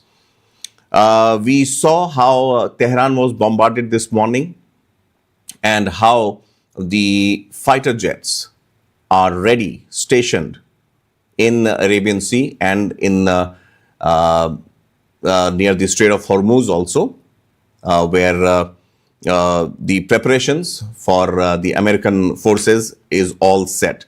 Several of our guests mentioned that, let's keep playing visuals. Several of our guests mentioned that this particular war has been done on behest of Israel. The friend that Donald Trump is for Benjamin Netanyahu, he has honored it. But what President Trump said this morning, we could simply know for a fact that Donald Trump this time around was not mincing his words. These are the visuals from Bahrain, and now let's quickly listen to what Donald Trump is saying. कुछ ही समय पहले संयुक्त राज्य America की सेना ने Iran में बड़े पैमाने पर सैन्य अभियान शुरू किए। हमारा मुख्य उद्देश्य ईरानी शासन से उत्पन्न होने वाले आसन्न खतरों को समाप्त करके अमेरिकी नागरिकों की रक्षा करना है, जो बहुत ही क्रूर और भयानक लोगों का एक समूह है। इसकी खतरनाक गतिविधियां सीधे अमेरिका, हमारे सैनिकों, विदेशी ठिकानों और दुनिया भर के सहयोगियों के लिए खतरा है। 40 सालों से ईरानी शासन ने अमेरिका मुर्दाबाद का नारा लगाया है और खून खराबे व बड़े पैमाने पर हत्याओं का एक अंतहीन अभियान चलाया है, जिसमें संयुक्त राज्य अमेरिका, हमारे सैनिकों और कई देशों के निर्दोष लोगों को निशाना बनाया गया है। शासन के शुरुआती कामों में से एक था तेहरान में अमेरिकी दूतावास पर हिंसक कब्जे का समर्थन करना, जिसमें दर्जनों अमेरिकी बंधकों को 444 दिनों तक बंधक रखा गया। 1933 में ईरान के गुर्गों ने बेरूत में मरीन बैरक पर बमबारी की, जिसमें 241 अमेरिकी सैन्य कर्मी मारे गए। 2000 में उन्हें यूएसएस कोल पर हमले के बारे में पता था और शायद वे इसमें शामिल थे। कई लोग मारे गए। ईरानी सेनाओं ने इराक में सैकड़ों अमेरिकी सैनिकों को मार डाला और अपाहिज किया। इस शासन के गुर्गों ने हाल के वर्षों में मध्य पूर्व में तैनात अमेरिकी बलों, साथ ही अंतर्राष्ट्रीय समुद्री मार्गों में अमेरिकी नौसैनिक और वाणिज्यिक जहाज़ों पर अनगिनत हमले किए हैं। यह व्यापक आतंक रहा है और हम इसे अब और बर्दाश्त नहीं करेंगे। लेबनान से यमन और सीरिया से इराक तक शासन ने आतंकी मिलिशिया को हथियार, प्रशिक्षण और धन मुहैया कराया है, जिन्होंने धरती को खून से लथपथ कर दिया है। और यह ईरान का प्रॉक्सी हमास था, जिसने इजराइल पर 7 अक्टूबर के भयानक हमले किए, जिसमें 1000 से ज़्यादा निर्दोष लोगों की हत्या की गई, जिसमें 46 अमेरिकी और हमारे 12 नागरिकों को बंधक बनाया गया। यह क्रूर था, ऐसा कुछ जो दुनिया ने पहले कभी नहीं देखा था। ईरान दुनिया का नंबर 1 आतंकी प्रायोजक देश है और हाल ही में इसने विरोध प्रदर्शन कर रहे अपने ही A short time ago, the United States military began major combat operations in Iran. Our objective is to defend the American people by eliminating imminent threats from the Iranian regime, a vicious group of very hard, terrible people. Its menacing activities directly endanger the United States, our troops, our bases overseas, and our allies throughout the world. For 47 years, the Iranian regime has chanted death to America and waged an unending campaign of bloodshed and mass murder, targeting the United States, our troops, and the innocent people in many, many countries. Among the regime's very first acts was to back a violent takeover of the U.S. Embassy in Tehran, holding dozens of American hostages for 444 days. In 1983, Iran's proxies carried out the Marine barracks bombing in Beirut that killed 241 American military personnel. In 2000, they knew and were probably involved with the attack on the USS Cole. Many died. Iranian forces killed and maimed hundreds of American service members in Iraq. The regime's proxies have continued to launch countless attacks against American forces stationed in the Middle East in recent years, as well as U.S. naval and commercial vessels and international shipping lanes. Trump जो बता रहे थे कि उन्होंने Iran पर हमला करने का फैसला क्यों लिया है, साथ ही इजराइल कैसे इस जंग का हिस्सा बना है, क्या 50 सालों में ईरान की जो इस्लामिक सरकार है उसने वहाँ के लोगों पर क्या क्या दमन किए हैं जिसकी वजह से ये फैसला लेना पड़ा है। लंबे वक्त से अमेरिका और ईरान में बातचीत की कई पहलें चल रही थी, लेकिन ये सभी पहलें बेनतीजा होती रहीं। एक के बाद एक बातचीत के दौर चले, कई बार टकराव भी हुए, लगा था कि शायद बात बन जाएगी, लेकिन ऐसा हो नहीं पाया। नतीजतन शनिवार की सुबह इजराइल ने पहले ईरान पर हमला किया, फिर ईरान ने इजराइल पर हमला किया। इसके बाद यूएस नेवी अपने यूएसएस अब्राहम लिंकन से, जो कि एक वॉरशिप है, एयरक्राफ्ट करियर है, जो मिडिल ईस्ट में तैनात है कई दिनों से, वो हमला करता है। और उसके बाद हूथी विद्रोही और हिजबुल्लाह, जो कि लेबनान के एक गोरिल्ला गुट हैं, वो इजराइल पर हमला करते हैं। इसके बाद ईरान करीब 7 देशों के उन जगहों पर हमला करता है जहां पर अमेरिकी मिलिट्री बेस हैं, जिसके बाद ये जंग इतनी ज़्यादा बढ़ जाती है कि अब इसका नतीजा अगले 30 दिनों तक निकलने की संभावना नहीं दिख रही है। फिलहाल हमारे साथ हैं defence expert Aakash Chopra. Sir, thank you so much for joining One India. Thank you ji. Sir, क्या लगता है आपको कि कैसे इस जंग का नतीजा निकल सकता है, क्योंकि अभी ये बहुत ही शुरुआती दौर है, लेकिन ईरान के पास उतनी ताकत नहीं है कि वो अमेरिका और इजराइल जैसी सुपर पावर के सामने ज़्यादा देर टिक पाए। लेकिन उनके पास जो एक काबिलियत है वो गोरिल्ला वॉर की है, दूसरी उनके पास IRGC की लॉयलिटी है कि ये छोड़कर भागेंगे नहीं। देखिए, सबसे पहले तो अगर हम ओवरऑल इस सिनेरियो को देखें तो ये सिमिलर सिनेरियो है जो जून लास्ट ईयर हुआ था, जब यूएस ने वहां पर बंकर बस्टर बॉम्ब्स गिराए थे B2 बॉम्बर्स का यूज करते हुए। तब की जो अगले 7 दिन प्लस जो उनकी वॉर चली थी, उसमें भी आप देखें तो सिमिलर तरह की रिटेलिएशन हुई थी, और ये रिटेलिएशन होना लाजमी है, क्योंकि ऑब्वियसली बात है, ईरान पे अटैक करा है, वो काउंटर अटैक करेगा। लेकिन क्वेश्चन आता है कि ईरान के पास एक्चुअली में सोल्यूशन क्या है, वो क्या कर सकता है यूएस और इजराइल की माइट के अगेंस्ट। तो आंसर है, उनके पास सिर्फ 3 इस टाइम सॉल्यूशंस हैं। पहला, उन्होंने जो हमेशा वो करते हैं, उनकी जो मिसाइल स्टॉक है वो काफ़ी बड़ा है, 3000 प्लस उनके पास शॉर्ट रेंज, मीडियम रेंज और लॉन्ग रेंज बैलिस्टिक मिसाइल्स हैं, और अब कुछ लिमिटेड अमाउंट में हाइपरसोनिक मिसाइल्स भी हैं। उसके अलावा ड्रोन्स हैं जिनको वो इमीडिएट अटैक के लिए अब यूज़ कर रहा है। सेकेंड जो उनका मेथड है जिसको वो यूज़ कर सकते हैं, वो है स्ट्रेट ऑफ हॉर्मुज को ब्लॉक करना, वहाँ पे नेवल ब्लॉकेड करना। लेकिन वो ज़्यादा समय तक कर नहीं सकेंगे, क्योंकि उनके पास कोई बड़ा नेवल स्ट्राइक ग्रुप नहीं है, उनके पास कोई एयरक्राफ्ट कैरियर्स नहीं है, कोई मेजर सबमरीन डिस्ट्रॉयर्स नहीं है, और ऑलरेडी जो यूएस की 5th फ्लीट है, जिसमें 2 मेजर स्ट्राइक ग्रुप आते हैं, जिसमें अब्राहम लिंकन और जेरार्ड फोर्ड, दोनों स्ट्राइक ग्रुप्स वहाँ पे ऑलरेडी ऑपरेट कर रहे हैं, और वहाँ से भी इन अटैक्स को अंजाम दिया जा रहा है। तो वो ज़्यादा टाइम पर ब्लॉकेड भी नहीं कर सकते। तीसरा जो मेथड है, जो लास्ट टाइम उन्होंने ऑपरेट किया था, काफी बार कर चुके हैं, कि जो इजराइल के अराउंड जो मिलिशियाज हैं, हिजबुल्लाह, हमास ग्रुप्स हैं, उनको एक्टिवेट करना। लेकिन पिछले 1-2 साल के अंदर जिस तरह से इजराइल ने उनकी हालत करी है, मुझे लगता नहीं दे आर केपेबल कि अब वो कोई मेजर काउंटर अटैक इजराइल के अगेंस्ट करेंगे।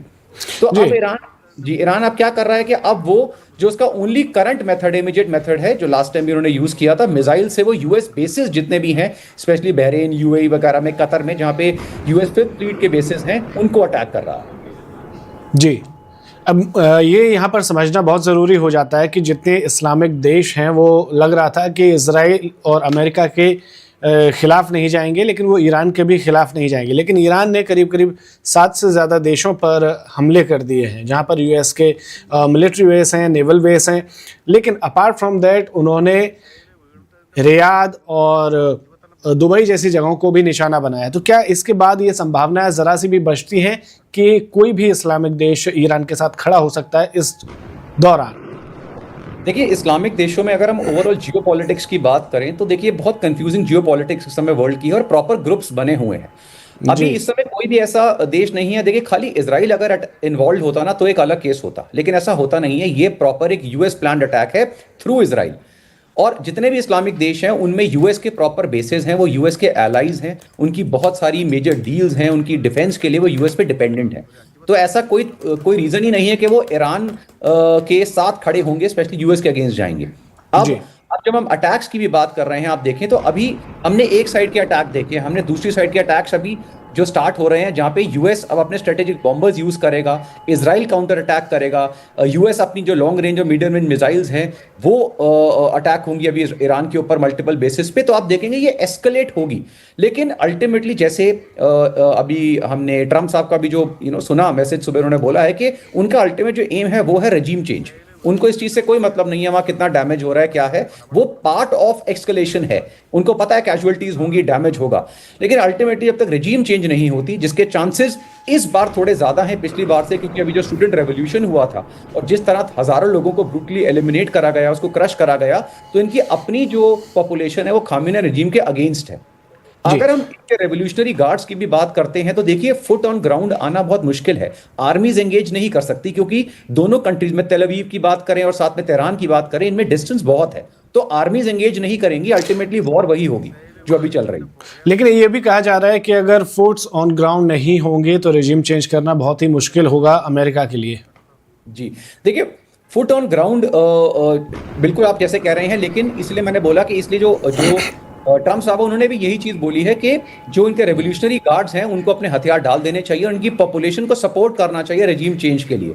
यहाँ पे फिर ये जो इनकी इंटेलिजेंस CIA है उसका भी बहुत बड़ा रोल आएगा, मोसाद का रोल आएगा, और इन्होंने बाकी कंट्रीज में भी इस तरह की जो चीजें हैं, चाहे बांग्लादेश की बात करें, वेनेजुएला की बात करें, उन्होंने इस तरह रेजिम चेंज करी है इंटेलिजेंस। सर लेकिन उन देशों में आर्मी का सपोर्ट था, यहाँ पर नहीं है। देखिए, मैंने बताया ना अभी पिछले कुछ दिनों में जो इनकी पॉपुलेशन है और इनके काफी हद तक एक मेजर पार्ट है वो इनकी रजीम के अगेंस्ट जो खड़ा है। इसलिए मैं ये नहीं कह रहा कि रजीम चेंज करना आसान है, इस कंट्री में बहुत मुश्किल है, क्योंकि अगर खामेनेई बोल रहे हैं कि भाई अगर मैं मर भी जाता हूं तो मुझे एलिमिनेट भी कर देते हो, तुमने पूरी कोशिश करी है, तो भी मेरे बेटे और मेरे जो जनरल्स हैं जिनको मैंने ऑलरेडी अपॉइंट करा हुआ है हमारी रजीम को आगे कंटिन्यू करना। हाँ, उन्होंने 4 लेवल ऑफ सक्सेशन की एक स्ट्रेटेजी बनाई है कि अगर एक के बाद मरते रहेंगे तो उनकी जगह कोई ना कोई लेता रहेगा। साथ ही एक और सवाल आता है ऐसे में, आपको याद होगा वो किस्सा जब ईरान की यूएस एम्बेसी में कई सारे अमेरिकन डिप्लोमेट्स बंद थे। ये फिर से एक चिंता उठ जाती है ऐसे में कि यदि अमेरिका ज़मीन से घुसता है ईरान में तो क्या उसकी वापसी मुश्किल हो जाएगी? देखिए, अगर हम अमेरिकन अटैक की बात करें तो ये मुझे भी थोड़ा सा अनलाइकली लगता है इस समय में, क्योंकि हम अगर ईरान की ओवरऑल पार की बात करें तो वो एयर पार में बहुत वीक है। उसके पास जो पुराने एयरक्राफ्ट मिग 29 F-14 वो ऑपरेट कर रहा है, उनकी कैपेबिलिटी है नहीं। अगर हम उनकी नेवल पार की बात करें वो भी काफ़ी वीक है, लेकिन ईरान के जो रेवोल्यूशनरी गार्ड्स हैं उनकी पार बहुत अच्छी है, वो बहुत एक ऑर्गेनाइज और स्ट्रांग आर्मी है।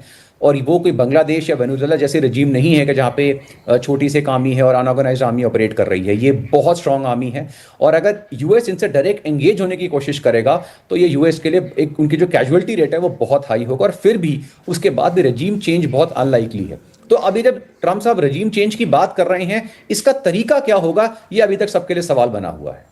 जी, एक और चीज़ मैं यहाँ पर समझना चाहूँगा कि इतने दौर की बातचीत हुई दोनों देशों के बीच में, अमेरिका ने बहुत डोमिनेंस दिखाकर कोशिश की कि किसी तरह से ईरान को तोड़ लिया जाए, किसी तरह से कहीं तो कोई डील बने, बार बार मौके दिए गए। 26 फरवरी को आखिरी बातचीत हुई और इसमें भी ये बातचीत बेनतीजा रहती है।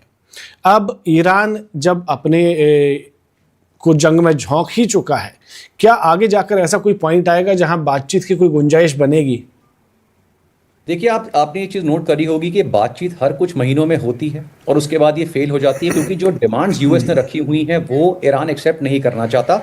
और अगर कहीं ना कहीं देखा जाए तो वो थोड़ी सी एक अनरीजनेबल डिमांड्स भी हैं, क्योंकि हर एक कंट्री को एक हक होता है कि हम अगर आईएई के अंडर आ रहे हैं तो उनके अंडर हम कुछ पर्टिकुलर जो हमारी यूरेनियम एनरिचमेंट है उसका कुछ पार्ट हम कर सकते हैं। अब यूएस को डर ये है कि अगर 60% से ऊपर यूरेनियम एनरिच कर लेते हैं ये लोग और उसका स्टॉक पाइल बचाते हैं तो ये बना लेते हैं, तो ये वेपन ग्रेड यूरेनियम को तक पहुंच जाएंगे, उसकी टेक्निकलिटी तक पहुंच जाएंगे। ये चाहते हैं कि भाई अपना न्यूक्लियर प्रोग्राम आप बिल्कुल शट कर दें, आप उसको जीरो एनरिच करें, और वो कह रहे हैं भाई इतना हमें भी हक है अकॉर्डिंग टू इंटरनेशनल ट्रीटीज कि हम उतना लिमिटेड कर पाएं ताकि उसको पीसफुल पर्पसेस के लिए, इलेक्ट्रिसिटी के लिए, बाकी चीजों के लिए यूज कर पाएं। तो यहां पर उनकी सहमति बन नहीं रही है। अगर लेकिन ये बात तो कई बार रिपोर्ट हो चुकी है कि ईरान एक हद से ज्यादा एनरिच कर चुका है अपने यूरेनियम को, और जिसके बाद ही लास्ट ईयर की स्ट्राइक हुई थी। देखिए, आप शायद भूल रहे हैं कि 90s में यही सेम सिनेरियो इंडिया के साथ हुआ था, जब यूएस इंडिया की न्यूक्लियर प्रोग्राम के बिल्कुल अगेंस्ट था, लेकिन इंडिया ने बिल्कुल चुपचाप सबके अगेंस्ट जाते हुए न्यूक्लियर टेस्ट करा। उसके बाद हमारे पे बहुत सैंक्शंस लगी, लेकिन कुछ समय के बाद चीज़ें फिर नॉर्मलाइज हो गई। तो ईरान एक काफ़ी बड़ी पार है, एक बड़ा रिस्पॉन्सिबल स्टेट है। आप उसको आज नहीं तो कल न्यूक्लियर पार बनने से रोक नहीं सकते। ये सिर्फ एक कुछ समय का, एक कुछ सालों का एक ब्रेक कह सकते हैं जिसमें आया है, लेकिन आने वाले समय में वो कभी ना कभी न्यूक्लियर एनरिचमेंट किसी भी मेथड से करेगा जरूर। अभी प्रॉब्लम सिर्फ ये आ रहा है कि ये जो करंट टॉक्स भी चल रही हैं, ये एक्चुअली में न्यूक्लियर पावर से इनका रिलेशन कुछ है नहीं। उनका एम रजीम चेंज है अमेरिकन और इजरायलीज का। और अगर हम न्यूक्लियर्स की बात करें, आप देखिए कि ये पर्टिकुलर अटैक जो हुआ, जहाँ 30+ बेसिस पर अटैक करा गया है एरियाज में ईरान में, इस पर्टिकुलर अटैक को प्लान करने के लिए आपको हफ्तों महीनों की बहुत जबरदस्त प्लानिंग चाहिए। एक तरफ टॉक्स चल रही हैं, दूसरी तरफ जो प्राइम मिनिस्टर मोदी हैं उनकी विजिट चल रही है, लेकिन जैसे ही वो जाते हैं 2 दिन के बाद इतना बड़ा और इतना प्लान्ड अटैक होता है। इसका मतलब है कि उनका एम इस टॉक को कंक्लूड करना था ही नहीं, एम ही ईरान को अटैक करना था और रिजीम चेंज करना था। राइट। तो अगर ईरान में रिजीम चेंज होती भी है तो आगे कौन कंटिन्यू करेगा? शाह फैमिली जो है वो यूएस में रह के बहुत जल्दबाजी दिखा रही है, बहुत ज़्यादा उतावले हो रहे हैं। और दूसरा, जो ईरान में लंबे समय से जो ग्रुप एक्टिव हैं, अलग अलग जर्नलिस्ट के, अलग अलग लीडर्स के लोकल लेवल पर, वो चाहते हैं कि उनको मौका दिया जाए, क्योंकि वो ग्राउंड पर लंबे अरसे से काम कर रहे हैं। और ऐसे ही कोई आकर बाहर से, शाह जो लंबे समय से असलम में है, वो आकर कमान नहीं संभाल सकता। तो ऐसे में अगर रिजीम चेंज हो भी जाती है तो अगला सक्सेसर कौन होगा? देखिए अगर हमने बांग्लादेश का भी एग्जांपल लेते हैं तो यूनुस भी जो थे वो बांग्लादेश में नहीं रह रहे थे, उनको भी यूएस से लाकर वहाँ पपेट की तरह डाल दिया गया एज अ हेड। तो सेम चीज यहाँ पर भी देखिए, शाह फैमिली जो है वो काफी लॉयल है यूएस के, काफी समय से रही है। और यूएस का अल्टीमेट रजीम चेंज का एम क्या है अमेरिकन का? सिर्फ एक होता है कि वो उस रजीम को कंट्रोल कर सके। उनके सारे जो उनके डिप्लोमेटिक डिसीजंस हैं, मिलिट्री डिसीजंस हैं, वो अब यूएस के अंडर होंगे। तो पपेट के लिए वो अगर शाह फैमिली है उसको भी बैठा सकते हैं, उनके सक्सेसर्स को, या अगर वहां से उनको लगता है कि हमारे कोई ऐसा पॉलिटिकल लीडर है जो अपोजिशन में जो हमारे लिए काम करेगा, उनकी अपोजिशन हमारे सपोर्ट में है, तो वो भी आ सकते हैं। लेकिन वो तब की बात है जब इतनी बड़ी रजीम जो खामेनेई की है इसको हम पलटेंगे। ये पलटना अभी तो मुझे अनलाइकली लग रहा है। जिस स्ट्रेंथ जो इनकी इंटरनल है, स्पेशली रेवोल्यूशनरी गार्ड्स के साथ जो इनका एक पूरा टाई अप है, उसको ब्रेक करना बहुत मुश्किल है। राइट। एक चीज़ और यहाँ पर समझना बहुत ज़रूरी हो जाता है कि ये भी कहा जा रहा है कि अली खामेनेई तब तक लड़ेंगे जब तक वो मारे नहीं जाते, लेकिन हम पहले इतिहास में ये देख चुके हैं कि जो आयतुल्लाह रूहुल्लाह खामेनेई थे वो छोड़कर भागे थे जी। 1964 में वो भागते हैं और वो जाते हैं टर्की, फिर वहाँ 1 साल रहने के बाद वो इराक जाते हैं, इराक में करीब 12 साल 13 साल रहते हैं, फिर वहाँ से फ्रांस चले जाते हैं और 79 में फ्रांस से उनकी वापसी होती है।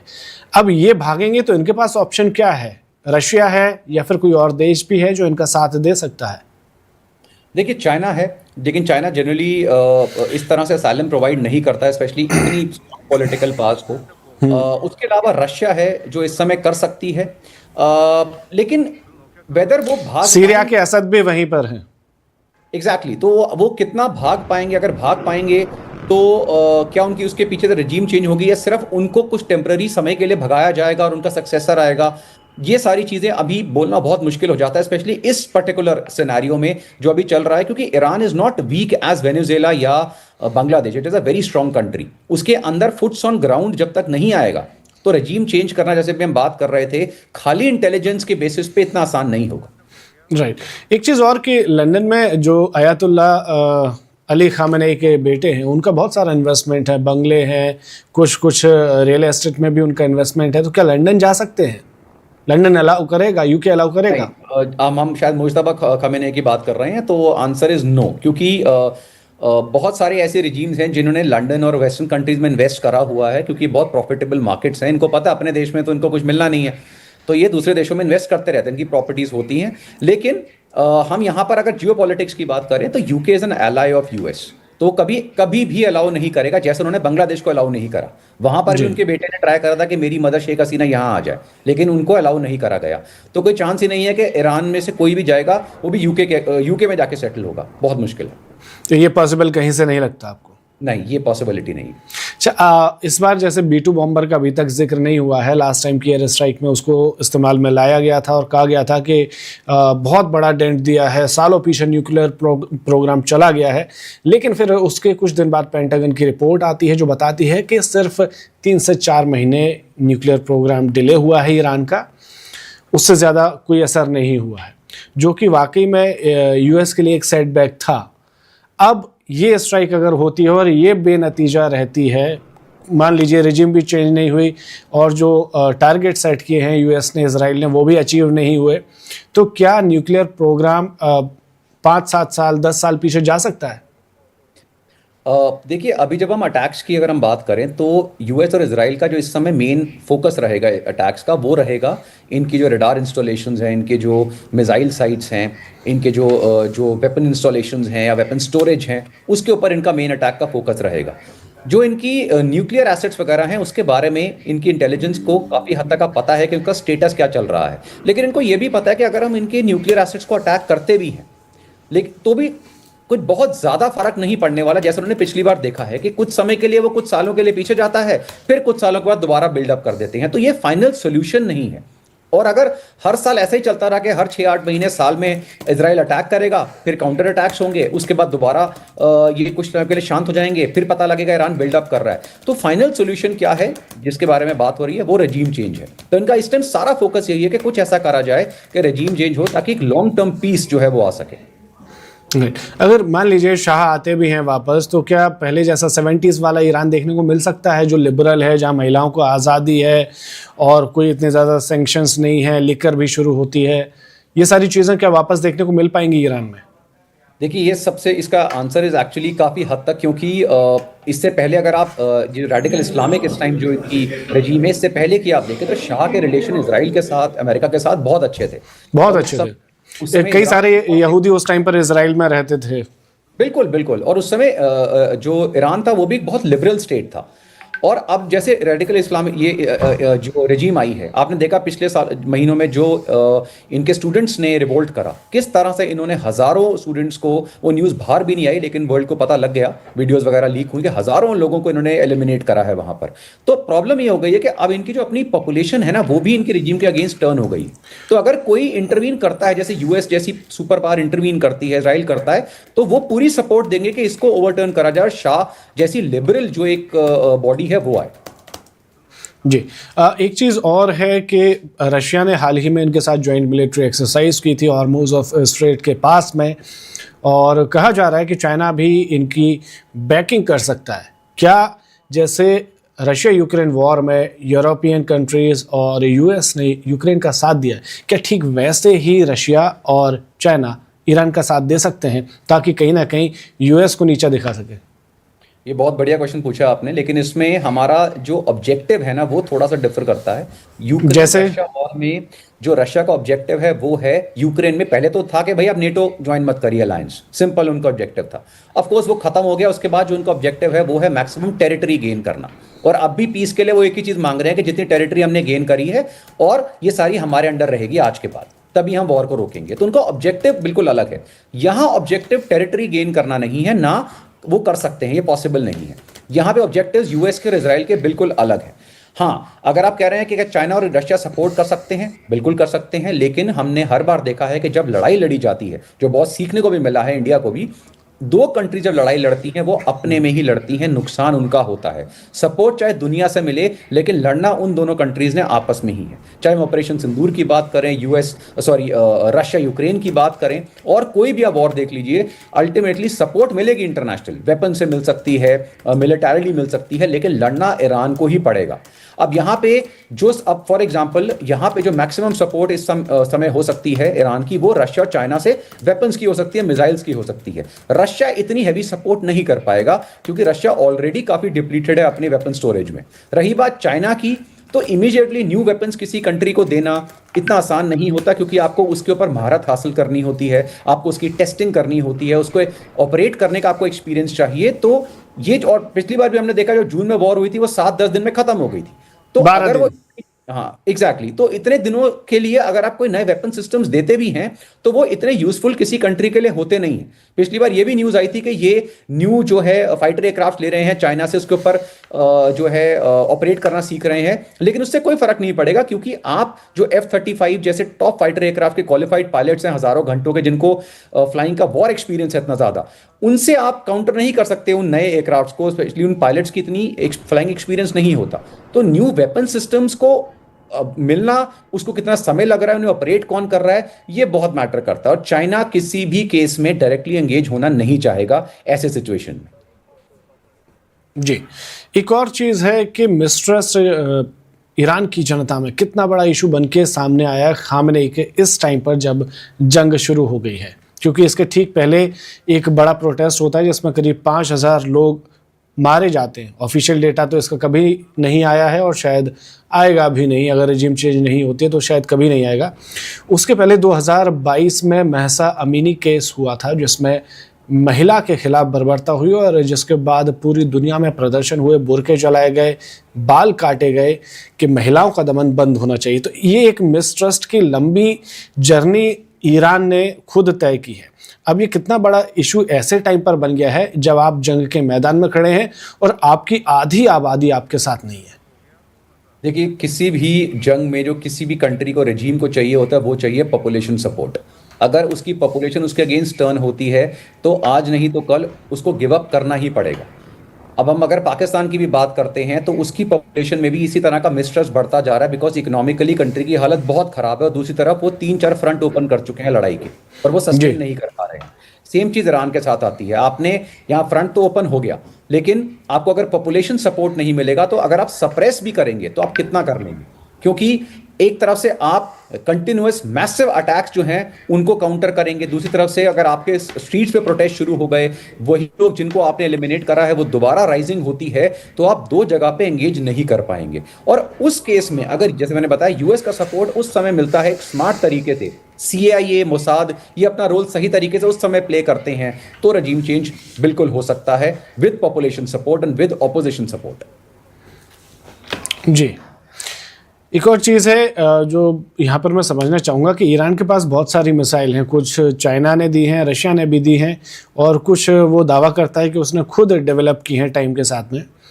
कुछ शॉर्ट रेंज हैं, कुछ लॉन्ग रेंज हैं। क्या ऐसी मिसाइलें हैं जो सीधा अमेरिका तक पहुँचाई जा सकें और अमेरिका उन्हें शूट डाउन भी ना कर पाए?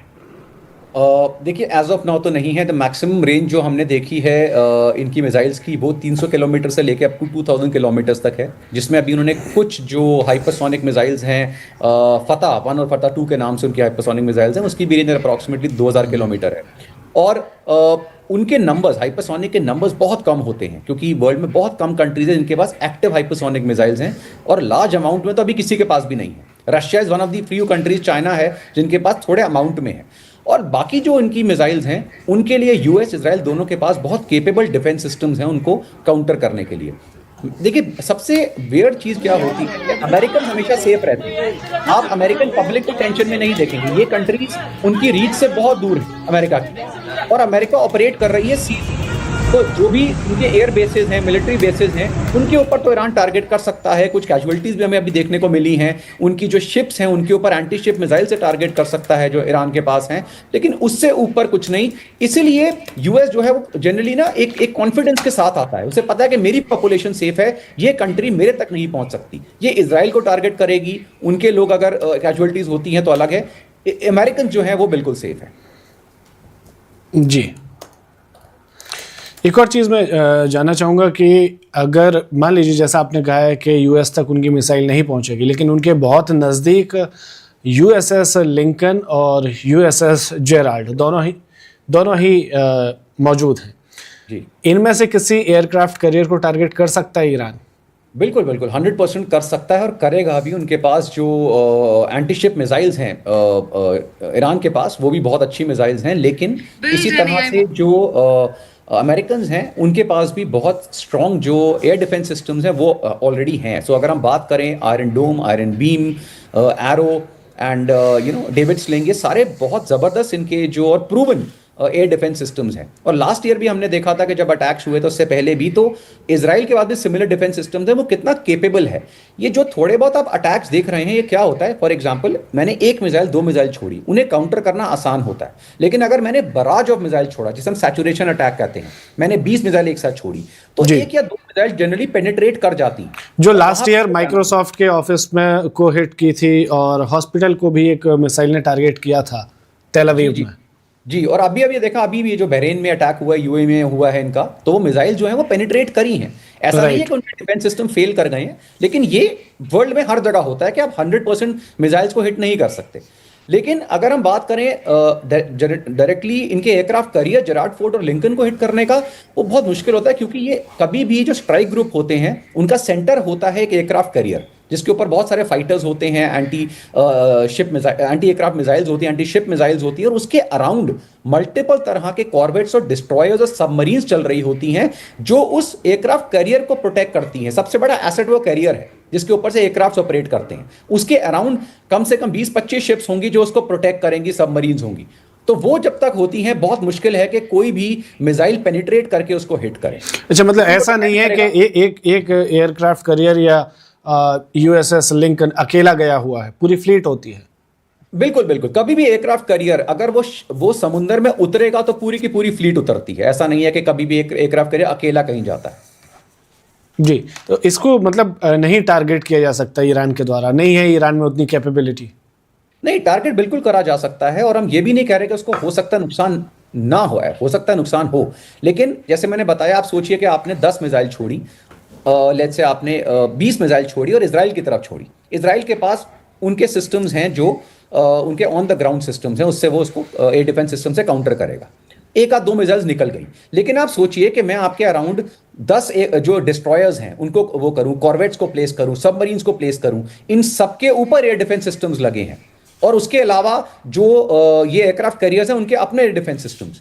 तो उस तक वो मिसाइल्स पहुंचना बहुत मुश्किल है, क्योंकि ऐसा नहीं है यूएस सिर्फ बैठा हुआ और वेट कर रहा है, वो भी काउंटर अटैक करेगा।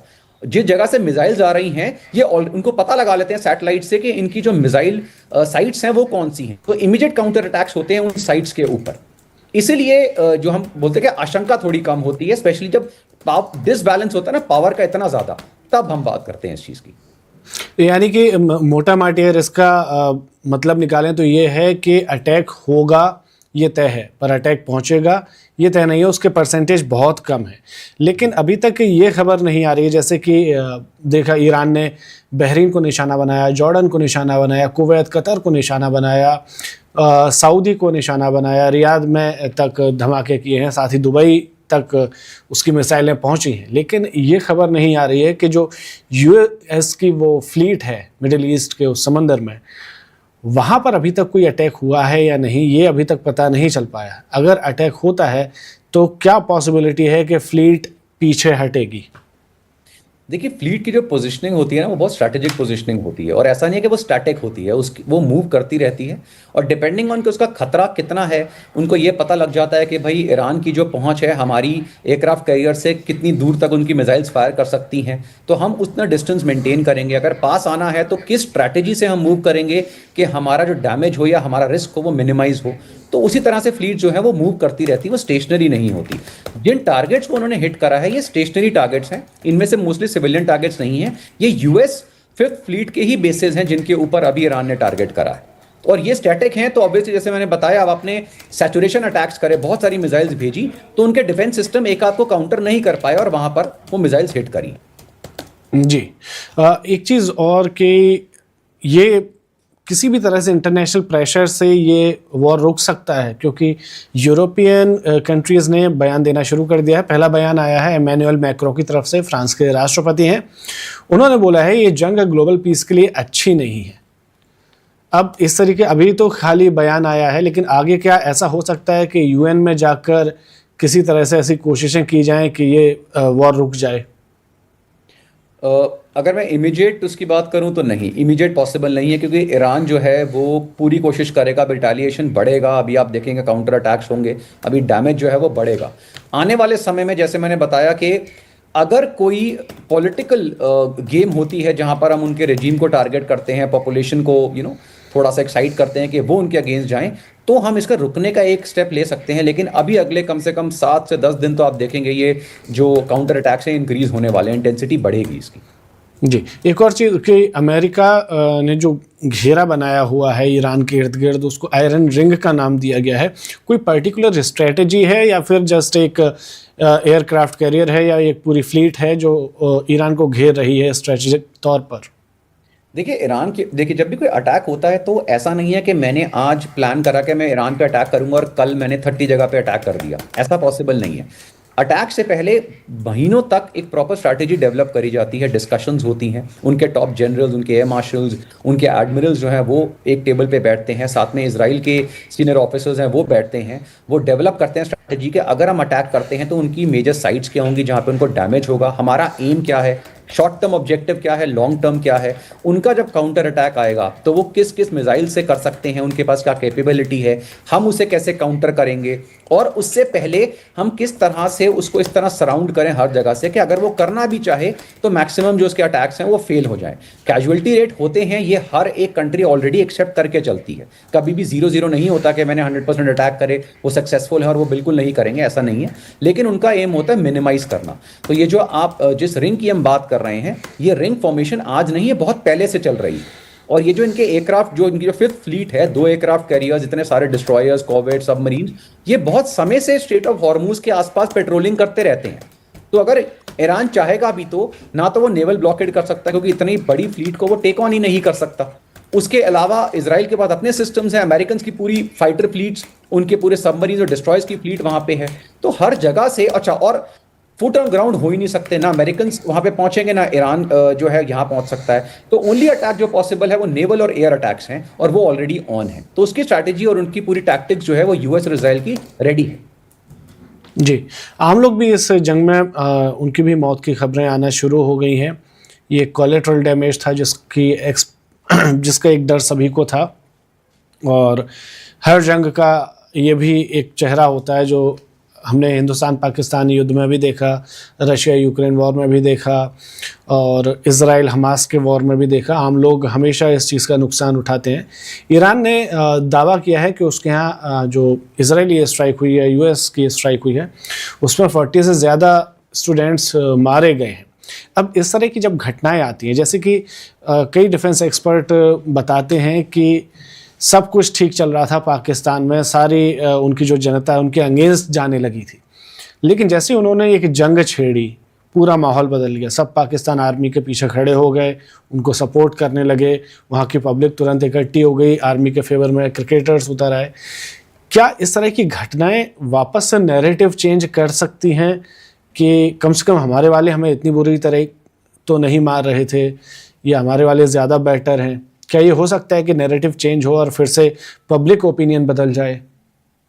देखिए, ईरान की जो रेडिकल इस्लामिक रजीम है ना, इनको ह्यूमन लाइफ से कोई फर्क पड़ता नहीं है। अगर पड़ता तो ये जिस तरह से इन्होंने हजारों सिविलियंस को, स्टूडेंट्स को, बच्चों को मारा है, औरतों को मारा है पिछले कुछ महीनों में जब इनका रेवोल्यूशन हुआ था, तो उस समय पता लग गया था कि इनके लिए लाइफ की कोई वैल्यू नहीं है। ये सिर्फ एक लोकल सेंटिमेंट जगाने की कोशिश होती है। लेकिन अगर हम पाकिस्तान की बात करें, देखिए पाकिस्तान में भी प्रॉब्लम क्या हो रहा है कि वहां पे ना अभी तक सिविलियंस को इतना टारगेट नहीं करा गया। वहां मेजर टारगेट जो है वो पाकिस्तानी डिफेंस फोर्सेस हैं। तो कहीं ना कहीं जब अटैक्स होते हैं तो उनकी जनता साथ होती है, लेकिन काफी हद तक अब जनता में भी आक्रोश वहां बहुत ज्यादा है, क्योंकि इकोनॉमिकली कंडीशन बहुत खराब हो चुकी है। सेम चीज ईरान में है। अगर एक आध बार, दो बार कभी अटैक्स हुए तो इंसान जो है वो आपका साथ भी देगा, पॉपुलेशन आपका साथ देगी। लेकिन अगर हर कुछ महीनों में अटैक्स हो रहे हैं और आप अपनी ही जनता को इस तरह से ब्रूटली सप्रेस कर रहे हैं, उनकी फ्रीडम को सप्रेस कर रहे हैं, तो वो डेफिनेटली जो अटैकिंग कंट्रीज है फिर उनका साथ देंगी। और अभी हम देख रहे हैं यहाँ पे ऑलरेडी हो रहा है ये। तभी जो इनके ऑपोजिशन लीडर्स हैं, जितने भी हैं, शाह फैमिली है, वो बिल्कुल रेडी है कि कुछ भी करके वहां पर रिजीम चेंज हो, और वो अपनी सारी जो पॉलिटिकल माइट है, इंटेलिजेंस माइट है, वो लगाएंगी इस समय। जी, मोसाद की तरफ से भी बयान आया है कि वह ईरानियों के साथ है। क्या ये एक नैरेटिव जीतने के लिए किया गया या उठाया गया कदम है, दिया गया बयान है, या फिर ये भी वॉर स्ट्रेटजी का हिस्सा है कि एक इंटेलिजेंस विंग ईरान के लोगों को ये मैसेज कन्वे कर रही है कि आप कोशिश तो करो, हम आपके साथ हैं, क्योंकि उन्हें भी ये उम्मीद है कि इस बार जिस तरीके से जंग जा रही है, रिजीम चेंज हो सकती है? देखिए, हमेशा से इजराइल का अगर हम बात करें, ये स्टेटमेंट उन्होंने हर बार दी है कि हम उनके लोगों के अगेंस्ट नहीं है, हम उनकी रेजीम के अगेंस्ट हैं। और सेम चीज़ इंडिया भी देती है कि हम पाकिस्तान के लोगों के अगेंस्ट नहीं है, ना पाकिस्तान हमारे लोगों के अगेंस्ट है, हम उनकी जो मिलिट्री पास है उनके अगेंस्ट है, जो उनकी इस्टेब्लिशमेंट्स हैं। तो सेम चीज़ अगर मोसाद की स्टेटमेंट की हम बात करें तो ये दोनों तरह से ले सकते हैं। ये थोड़ा सा एक एश्योरिटी भी होती है पॉपुलेशन को कि भाई हम तुम्हारे अगेंस्ट नहीं है, तुम रेस्ट एश्योर्ड रहो, हम तुम पे अटैक नहीं करेंगे, क्योंकि एक श्योरिटी रहती है। दूसरा, एक थोड़ा सा सेंटिमेंट्स को भड़काने की भी स्टेटमेंट्स होती हैं दूसरी कंट्री से, क्योंकि जब हम अटैक की बात करते हैं तो सिर्फ कन्वेंशनल अटैक्स नहीं होते, आप साइकोलॉजिकल वॉरफेयर करते हो, आप इलेक्ट्रॉनिक वॉरफेयर करते हो, साइबर अटैक्स होते हैं, तो हर तरीके से प्रोपेगेंडा वॉरफेयर चलता है। तो वो ये उसी प्रोपेगेंडा और साइकोलॉजिकल वॉरफेयर का पार्ट है, जहां पर आप उस की जो पॉपुलेशन है, जो ऑलरेडी सप्रेस फील कर रही है, उसको आप थोड़ा रीएश्योर करा रहे हैं कि हम तुम्हारे साथ हैं, तुम एक स्टेप लो, हम अटैक भी करेंगे, तुम्हें रेजीम चेंज करने में हेल्प भी करेंगे। जी, अभी अभी ये खबर आ रही है कि इराक में जो यूएस कॉन्सुलेट है उस पर ईरान ने हमला किया है। क्या इस तरीके के टारगेट ऐसे हो सकते हैं कि थोड़ा बहुत दाएं बाएं हो और कोई दूसरा कॉन्सुलेट निशाने पर आ जाए? बिल्कुल हो सकता है। Again part of collateral damage, कि जब भी आप मिसाइल से अटैक करते हैं तो उसका एक रेडियस होता है। वैसे बहुत प्रिसिशन स्ट्राइक्स होती हैं, कुछ ही मीटर्स का रेडियस होता है जिसमें ये अटैक्स हैं, लेकिन फिर भी अगर आप जैमिंग कर रहे हैं, जो इलेक्ट्रॉनिक जैमिंग चलती रहती है मिसाइल्स की, तो वो थोड़ा सा वेरिएट होकर डिफरेंट जगह पे हिट कर सकती है। उसके अलावा हर एक की जो प्रिसिशन है वो बिल्कुल अलग होती है। तो जैसे मैंने बताया, ये सब के साथ में कोई और काउंसलेट पे मिसाइल्स गिरना, लोगों का मारा जाना, ये सारा का सारा कोलेटरल डैमेज में आता है। और जंग का सबसे बड़ा कड़वा सच ये है कि आप कोलेटरल डैमेज अवॉइड नहीं कर सकते। जितनी जंग की एस्केलेशन होगी उतना कोलेटरल डैमेज बढ़ेगा। जी, एक चीज़ रशिया यूक्रेन वॉर के बाद देखने को मिलती है कि लड़ाई लड़ने के तरीके बदल गए हैं। सामने से तो लड़ाई हो ही रही है, लेकिन उसके अलावा नई नई प्लानिंग होती है। चाहे वो वर्ल्ड वॉर 2 हो, उसमें लड़ने के नए नए तरीके ढूंढे गए थे। चाहे वो वियतनाम का हो, उसमें वियतनामीज को पता था कि हम यूएस से सीधा नहीं लड़ सकते, तो उन्होंने गड्ढे खोद कर उसमें पिंजरे लगाए। इसी तरह जब यूक्रेन पर हमला हुआ तो यूक्रेन ने एक स्ट्रेटजी अपनाई कि अपना ड्रोन उन्होंने इकट्ठे किए और एक ट्रक में उनको डीअसेंबल करके रखा। फिर वहाँ पर उनकी असेंबलिंग हुई और वो एक रात में अचानक निकलते हैं और पूरा रशियन एयरबेस को बर्बाद कर देते हैं। 40-45 उसमें एयरक्राफ्ट थे जिनको नुकसान पहुंचाया गया।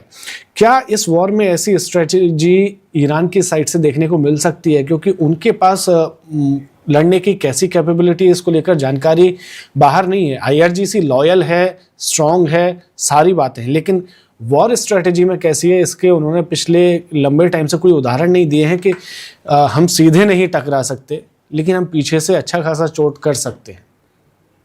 देखिए, जब हम डिफरेंट वॉर्स की बात कर रहे हैं, आप हर वॉर से सीखते हैं, हर जंग से सीखते हैं। फर्स्ट वर्ल्ड वॉर की बात करें, वहाँ ट्रेंच वॉरफेयर था। सेकेंड वर्ल्ड वॉर में वो खत्म हुआ, कुछ पार्ट ऑफ ट्रेंच चला, लेकिन एडवांस टैंक्स आने लगे, एडवांस एयरक्राफ्ट आने लगे, सबमरीन्स आने लगी, इंटेलिजेंस और कोड्स और रेडार्स डेवलप होने लगे। उसी के साथ साथ हर डिकेड में जो वॉर्स हुई हैं उनमें स्ट्रैटेजी चेंज हुई है, कोई नई इन्वेंशन हुई हैं, जिसकी वजह से जो वॉर का सिनेरियो है, जिस तरह से वॉर लड़ी जाती है, वो पूरा चेंज हुआ। अगर हम रशिया यूक्रेन की बात करें तो सबसे बड़ी सीख जो सारी कंट्रीज को मिली है, इंक्लूडिंग इंडिया, हमने ऑपरेशन सिंदूर में भी सेम चीज देखी कि कन्वेंशनल वॉरफेयर इतना आसान नहीं है। आपके अब बूट्स ऑन ग्राउंड नहीं आएंगे। पहले जैसे फ्रंट ओपन हो जाते थे, सीधा आर्मी अटैक करती थी, टैंक्स अटैक करते थे, अब वो इमीडिएट नहीं होगा। सबसे पहले लिमिटेड वॉरफेयर होगा, जहां पर ड्रोन्स, मल्टीपल तरह की precision strikes through missiles, air to air, surface to air and ships या सी टू एयर, जो सरफेस मिसाइल्स हैं, इनके थ्रू अटैक्स होंगे। उस जगह को पहले डिस्ट्रॉय करा जाएगा ताकि एयर सुपियोरिटी गेन करी जा सके। सेम चीज अगर हम यहाँ इस वॉर की बात करें तो जो मेथोडोलॉजी है वही करंट चल रही है कि अटैक्स आप बैलिस्टिक मिसाइल्स और ड्रोन से ही कर रहे हैं। लेकिन जब आप उसका नेक्स्ट स्टेप लेने की बात करते हैं तो क्वेश्चन आता है कि क्या ईरान के पास कैपेबिलिटी है? आंसर इज नहीं। ईरान साइबर वॉरफेयर कर सकता है, इलेक्ट्रोमैग्नेटिक वॉरफेयर में एंगेज हो सकता है, प्रोपेगेंडा कर सकता है, लेकिन अल्टीमेटली अगर ब्रूटल अटैक्स चल रहे हैं तो नेवल पावर इज वर्चुअली बहुत ही वीक है ईरान की। उनकी एयर पावर बहुत वीक है। पुराने F-14 टॉमकैट्स और MiG-29 एयरक्राफ्ट्स हैं, वो मॉडर्न स्टेल्थ जो उनके F-35 वगैरह हैं उनको काउंटर नहीं कर सकते। तो अगर आप किसी कन्वेंशनल वेपन्स जो हैं वो हमेशा टॉप पे रहेंगे। तो अब ड्रोन्स जो हैं वो उनको हम नया वॉरफेयर मानते हैं, न्यू एज वॉरफेयर, लेकिन वो भी अब कन्वेंशनल वॉरफेयर के अंडर ही आते हैं। तो जिस तरह अगर हमें लगता है कि ईरान के पास बहुत एडवांस अच्छी मिसाइल्स हैं, तो ये सिमिलर मिसाइल्स यूएस और in fact better missiles US Israel के पास भी हैं। उनके पास इससे बहुत बेटर डिफेंस सिस्टम्स भी हैं। तो ओवरऑल अगर हम सिनेरियो देखें तो अभी मुझे ऐसा कोई डायरेक्ट थ्रेट जो है वो ईरान की साइड से लग नहीं रहा है कि वो यूएस और इजराइल को बहुत स्ट्रांग काउंटर दे पाए। कुछ समय तक दे सकते हैं, उसके बाद नहीं। तो यहाँ पर जैसे वॉर टेक्नोलॉजी की भी बात की जाती है कि जब भी युद्ध होता है तो नई नई टेक्नोलॉजी भी सामने आती है। तो ऐसे कई वेपन होंगे जिनकी टेस्टिंग वेट कर रही होगी, जैसे कि इंडिया पाकिस्तान वॉर में चाइना ने अपने कुछ मिसाइल्स टेस्ट कर लिए थे, कैसा परफॉर्म कर रहे हैं, जो शायद हिसार या रोहतक में आकर गिरी थी और वो बस भी नहीं हो पाई थी। तो क्या इस तरीके के वेपन अभी इस्तेमाल हो रहे हैं? अभी करीब 6-7 घंटे इस जंग को शुरू हुए हो चुके हैं। जी बिल्कुल, ऑलरेडी हो रहे हैं, क्योंकि जो मीडियम और लॉन्ग रेंज मिसाइल्स हैं, जो डिस्टेंस है इन सारी जिन बेसिस पे अटैक कर रहा है ईरान, उनके बीच में 1000+ किलोमीटर्स के डिस्टेंसेस हैं। तो उसके लिए आपको मीडियम और लॉन्ग रेंज मिसाइल्स को ही यूज़ करना पड़ेगा। लेकिन अगर हम बात करें कि इससे ज़्यादा भी कोई ऐसे कोई हिडन वेपन ईरान के पास है, तो अभी पिछले मल्टीपल अटैक्स की हम बात करें, मल्टीपल जो यूएस इजराइल ने पहले भी अटैक्स करे, उनमें ऐसी कोई चीज़ निकल कर आई नहीं है। और अभी भी हम देख रहे हैं वही सिनेरियो है कि सैचुरेशन अटैक्स मिसाइल और ड्रोन से करे जा रहे हैं, क्योंकि ईरान के पास स्टॉक पाइल बहुत बड़ा है। क्या कहा जाता है कि अप्रॉक्सीमेटली 3000+ मिसाइल्स का एक स्टॉक पाइल उनके पास है। लेकिन अगर आप हिडन वेपन की बात कर रहे हैं तो एज ऑफ नाउ इंट की ऐसी कोई न्यूज़ नहीं आई है कि उनके पास कोई हिडन वेपन है जो उन्होंने डेवलप करा है। हाइपरसोनिक मिसाइल्स की कुछ न्यूज़ है कि कुछ डेवलप करी हैं, लेकिन अगेन अगर आप कुछ अटैक कर भी देते हैं तो भी वो बहुत लिमिटेड होता है, क्योंकि नंबर्स मैटर करते हैं यहाँ पर। जी अक्षय जी, मैं थोड़ा सा आपको पॉज देना चाहूँगा, आप बने रहिए। बस एक ब्रेकिंग मुझे अपने दर्शकों को देनी है। जो आइकॉनिक बुर्ज खलीफा है उसको खाली कराया गया है जैसे ही मिसाइलों का गिरना शुरू होता है दुबई में, और ये बड़ी खबर आ रही है इस युद्ध के बीच कि अब असर जो है वो आम आदमी तक पहुंचने लगा है सीधा, और ये उन देशों के आम आदमी हैं जो डायरेक्ट इस वॉर में शामिल भी नहीं है। ये कुछ ही देर में आपको हम वो विजुअल्स भी दिखाएंगे, और बुर्ज खलीफा आप देख रहे हैं अपने स्क्रीन पर, इसको पूरी तरह से खाली कराया गया है।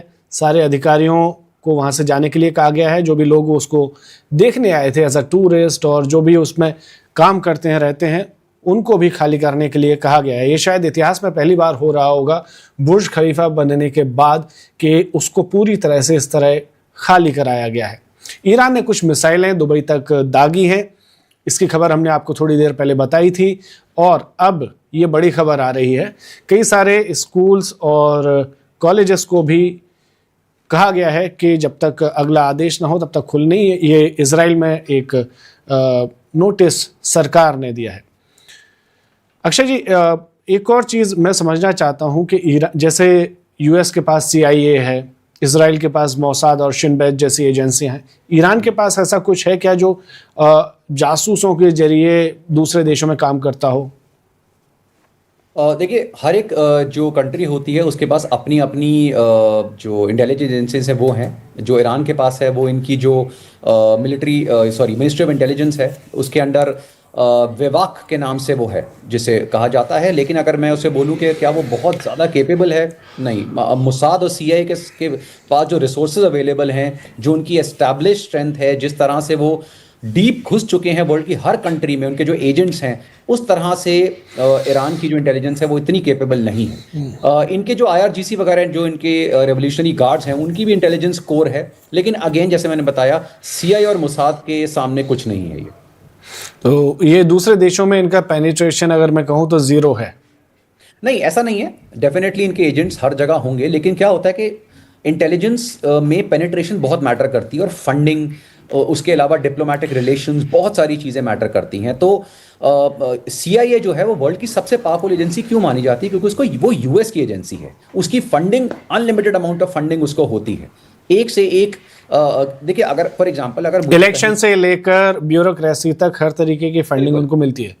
फंडिंग भी मिलती है, उनके पास जो टेक्नोलॉजी अवेलेबल है जो वो किसी के पास अवेलेबल नहीं है। मोसाद भी सिमिलरली काम करती है, बहुत ब्रूटल ऑर्गेनाइजेशन है। अगर हम उनके ऑपरेशन स्टडी करें, बहुत बुक्स अवेलेबल हैं, आप देखेंगे कि दे आर मास्टर्स। उनको ऑन द ग्राउंड एक्सपीरियंस बहुत ज़्यादा है ऐसे ऑपरेशंस कैरी आउट करने में, जो ईरान के पास अनफॉर्चुनेटली इतना नहीं है। मैं ये नहीं कह रहा उनकी इंटेलिजेंस केपेबल नहीं है, लेकिन इतनी केपेबल नहीं है कि वो CIA और मोसाद की कंबाइंड माइट को टेक ऑन कर सके। अगर ऐसा होता तो जिस तरह से ईरान जो है अपने मोसाद एजेंट के थ्रू उन्होंने कितने सारे एलिमिनेशन, पॉलिटिकल और मिलिट्री एलिमिनेशंस कराए हैं, असैसिनेशंस भी कराई हैं जो ईरान में हुई हैं, उसके काउंटर में क्या हुआ? कुछ भी नहीं। आप क्या ऐसा कुछ इजराइल में कर पाए, अमेरिका में कर पाए? नहीं। बिल्कुल ठीक बात है। मैं चाहूँगा कि एक बार वो विजुअल दिखाए जाएं जिसमें बुर्ज खलीफा खाली कराया जा रहा है और लोगों को वहाँ से हटने के लिए कहा गया है, जल्दी से जल्दी सुरक्षित जगहों पर पहुँचने के लिए कहा गया है। आप जो विजुअल्स देख रहे हैं ये मिसाइल दुबई के आसमान में है, और दुबई में ये मिसाइल गिरने के बाद लोगों को बुर्ज खलीफा और ऐसी और जगहों से खाली करने के लिए कहा गया है, उनको वहाँ से जाने के लिए कहा गया है और जितनी जल्दी हो सके सुरक्षित स्थान पर पहुँचने के लिए कहा गया है। इस वक्त आप जो तस्वीरें अपनी स्क्रीन पर देख रहे हैं वो दुबई से हैं, जहाँ आसमान में मिसाइल साफ देखी जा सकती है। ईरान की तरफ से ये मिसाइल दागी गई है और इसके बाद बुर्ज खलीफा को खाली करा लिया गया है। ये इतिहास में पहली बार है बुर्ज खलीफा के बनने के बाद जब उसको खाली कराया गया हो। आप अक्षय जी ये कैसे देखते हैं इस तरीके की जो ऐतिहासिक या रिनोन बिल्डिंग है उसको, इस देश का उस जंग से कोई लेना देना भी नहीं है। और वहां पर दुबई में अटैक करने का क्या मतलब है? क्या दुबई में अमेरिका का कोई एयरबेस या नेवल बेस या कोई दूसरा मिलिट्री बेस है जिसको टारगेट बनाने की कोशिश की जा रही है, और बुर्ज खलीफा को खाली कराना, ये कितना बड़ा मैसेज है? देखिए, इन सारी जगहों पे बहरीन, कतर हुआ, यूएई हुआ, इन सब जगह पे यूएस के जो एयरफोर्स बेसेस और मिलिट्री बेसेस हैं, नेवल बेसेस उनके वहाँ पर हैं, उनकी जो फ्लीट्स हैं उनके वहाँ पर बेसेस हैं, और ये जो अटैक्स हैं ये उन्हीं के ऊपर हो रहे हैं।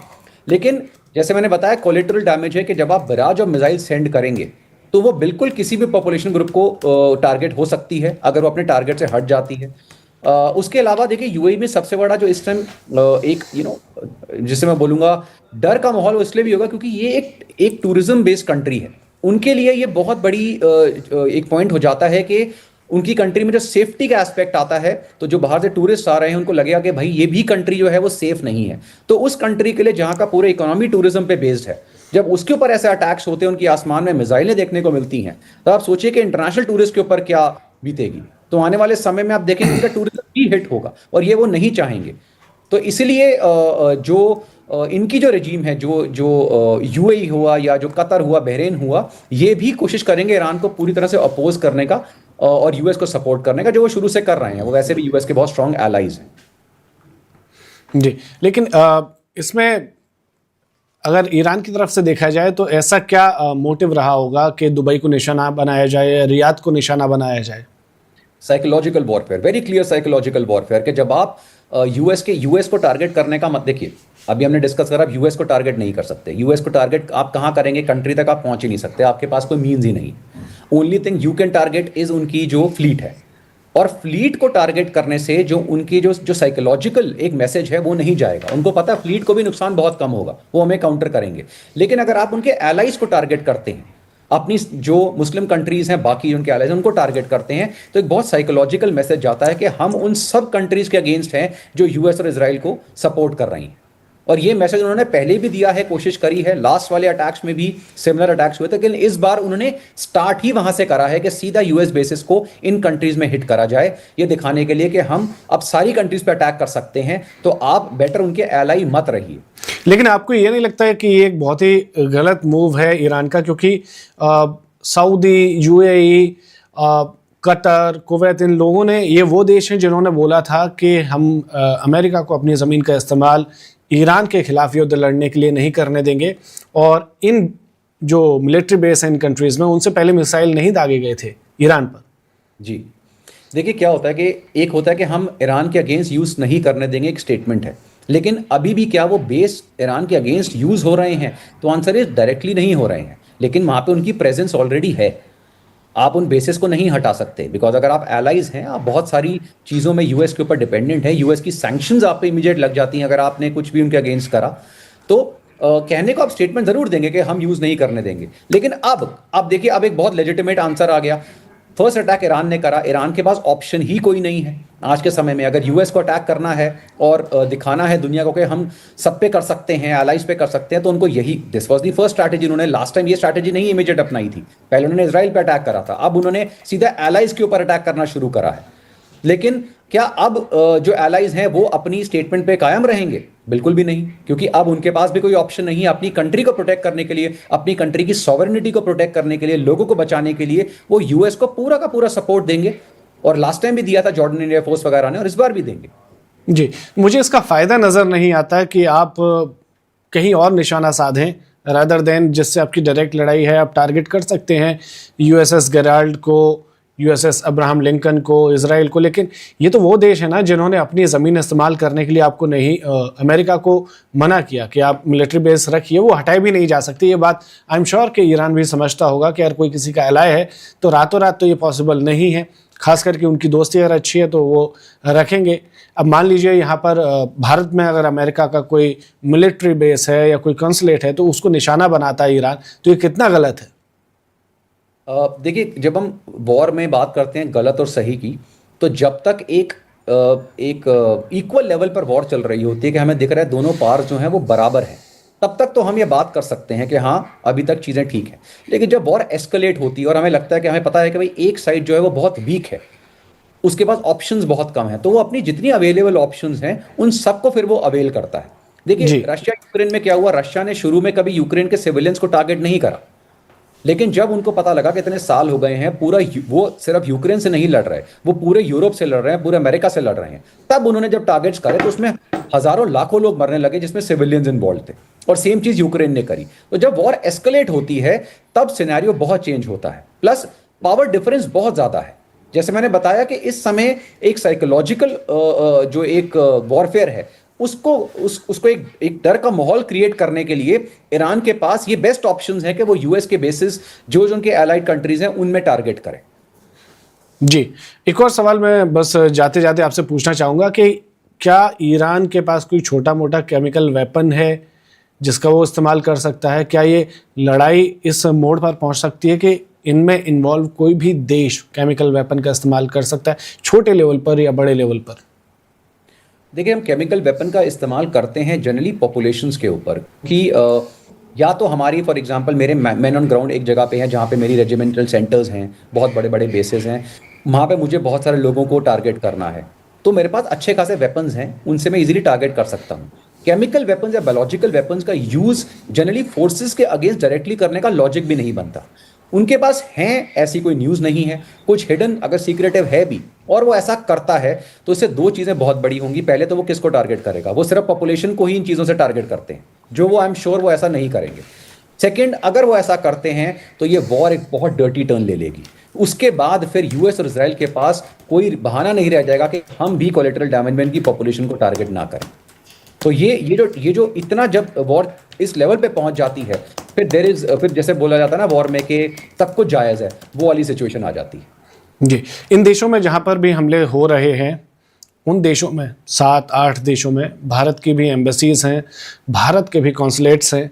अगर गलती से ही सही अगर वो कोई कॉन्सुलेट या कोई इंडियन ऑफिस टारगेट होता है तो भारत का क्या स्टैंड होगा? क्या भारत भी अपनी साइड से इस तरह का कुछ बयान देगा या फिर क्या ऑप्शन होंगे हमारे पास? देखिए, ये तभी हो सकता है कि अगर तो हमारे कुछ ऐसे कॉन्सुलेट्स हैं या एम्बेसीज हैं जो उनके एयर बेसिस के बल्कि या नेवल बेसिस के आसपास हैं यूएस के, और वहां पर गलती से अगर स्ट्राइक होती है तो फिर एक अलग केस हो जाता है, लेकिन उसको भी हम कोलेटरल डैमेज के उसमें लाएंगे। प्लस ऐसे केसेस में ऑलरेडी सारे डिप्लोमेट्स को, सारी एम्बेसीज को इन्फॉर्मेशन पहुंच गई होती है कि आप जो हैं शेल्टर्स में चले जाएं, आप जो हैं सेफ रहें, और उनको इंस्ट्रक्शंस भी होती है और उनकी ऑलरेडी एक्सरसाइजेस भी होती है कि उन्हें करना क्या है। हाउएवर, ईरान के रिलेशंस इंडिया के साथ बहुत अच्छे हैं, हम एक बैलेंस मेंटेन कर रहे हैं इजराइल और ईरान के बीच में। हम चाहे चाबार पोर्ट की बात करें, चाहे हम जो उनका नॉर्थ साउथ ट्रांसपोर्ट कॉरिडोर है उसकी बात करें, उसके अलावा बहुत सारी हमारी डील्स हैं ईरान के साथ। तो ईरान के हम अगेंस्ट नहीं है और ना हम इजराइल के अगेंस्ट है, तो हम एक मीडिएशन का रोल प्ले कर रहे हैं। ईरान इंडिया को डायरेक्टली काउंटर टारगेट करने का उसका कोई रीजन नहीं है, लॉजिक नहीं है, क्योंकि हम उसकी एक्चुअली में सपोर्ट ही करते हैं एक तरह से हमेशा। जी, एक चीज़ ये भी मैं समझना चाहूँगा कि पाकिस्तान और अफ़गानिस्तान के बीच में जो हाल ही में वॉर शुरू हुआ है, पिछले 3-4 दिनों से चल रहा है, क्या ये एक सोचा समझा कदम था जो अमेरिका ने उठवाया है पाकिस्तान से कहकर? क्योंकि अफ़गानिस्तान उन इकलौती कंट्री में से है जिसने ये कहा था कि अगर ईरान पर हमला हुआ तो हम ईरान का साथ देंगे। ये थोड़ा सा मुश्किल होगा कि यूएस के कहने पर ये पाकिस्तान ने किया है, क्योंकि पाकिस्तान ने जो एयर स्ट्राइक्स करी हैं उसका रीजन भी यही था कि टीटीपी जो इनके ऊपर कंटिन्यूस अटैक कर रहे थे, इनके थाउजेंड्स ऑफ लोग पिछले कुछ सालों में मारे गए, तो उसके लिए इनके पास काउंटर कुछ है नहीं, क्योंकि ऑन द ग्राउंड ये टीटीपी को डायरेक्टली टारगेट ही नहीं कर पा रहे थे जी। उसके अलावा जो तालिबान है डायरेक्टली वो रेजीम, अच्छा इन्होंने बोला कि भाई तालिबान को बोला कि आप टीटीपी को सपोर्ट कर रहे हैं, और तालिबान ने हर बार डिनाई करा, तो इन्होंने जैसा लास्ट टाइम किया था डायरेक्टली एयर अटैक्स करे। अब जब एयर अटैक करे तो ऑब्वियसली उसमें बच्चे और सिविलियन मरे, और उसकी वजह से जो तालिबान था उसने इस बार बोला कि इस बार आर पार की लड़ाई होगी, इसलिए इस बार कॉन्फ्लिक्ट नहीं है, अभी तो फुल पीरियड वॉर की सिचुएशन में वो आ चुके हैं। लेकिन अगर हम यूएस की बात करें तो देखिए, इस सिचुएशन में यूएस अगर कल को ईरान एस्केलेट करता है वॉर, तो फिर पाकिस्तान जो है वो बहुत वियर्ड सिचुएशन में फंस चुका है, क्योंकि अगर उसने यूएस को एयर बेसिस अलाउ करे कि आप हमारा बेस यूज करिए ईरान को अटैक करने के लिए, तो वो ईरान की माइट को अपनी तरफ लेकर आएगा। ईरान उसके ऑलरेडी अपोज्ड है और अब और ज्यादा उसके अपोजिशन में चला जाएगा। तो पाकिस्तान की कंडीशन इस समय काफी ज्यादा खराब है, डिप्लोमेटिकली भी और उसके इकोनॉमिकली भी, और अगर आप मिलिटरीली देख रहे हैं तो आप देख रहे हैं कंटिन्यूअस अटैक्स ऑन है। यूएस, मैं डिनाई नहीं कर रहा कि जो इनके आर्मी चीफ हैं उनकी मीटिंग्स हुई हैं पिछली बार, लेकिन ये चीज थोड़ा सा मुश्किल होगा कि ये बोलना कि पाकिस्तान ने इस तरह अटैक करा है। जनरली पाकिस्तान के इस तरह के अटैक्स हर बार होते हैं अपनी जनता का ध्यान खींचने के लिए और मिलिट्री की तरफ लाने के लिए। लास्ट टाइम जब हमने देखा था, जब इन्होंने इमरान खान का इश्यू आया था, तब अटैक करा पब्लिक ओपिनियन को कंसोलिडेट करने के लिए।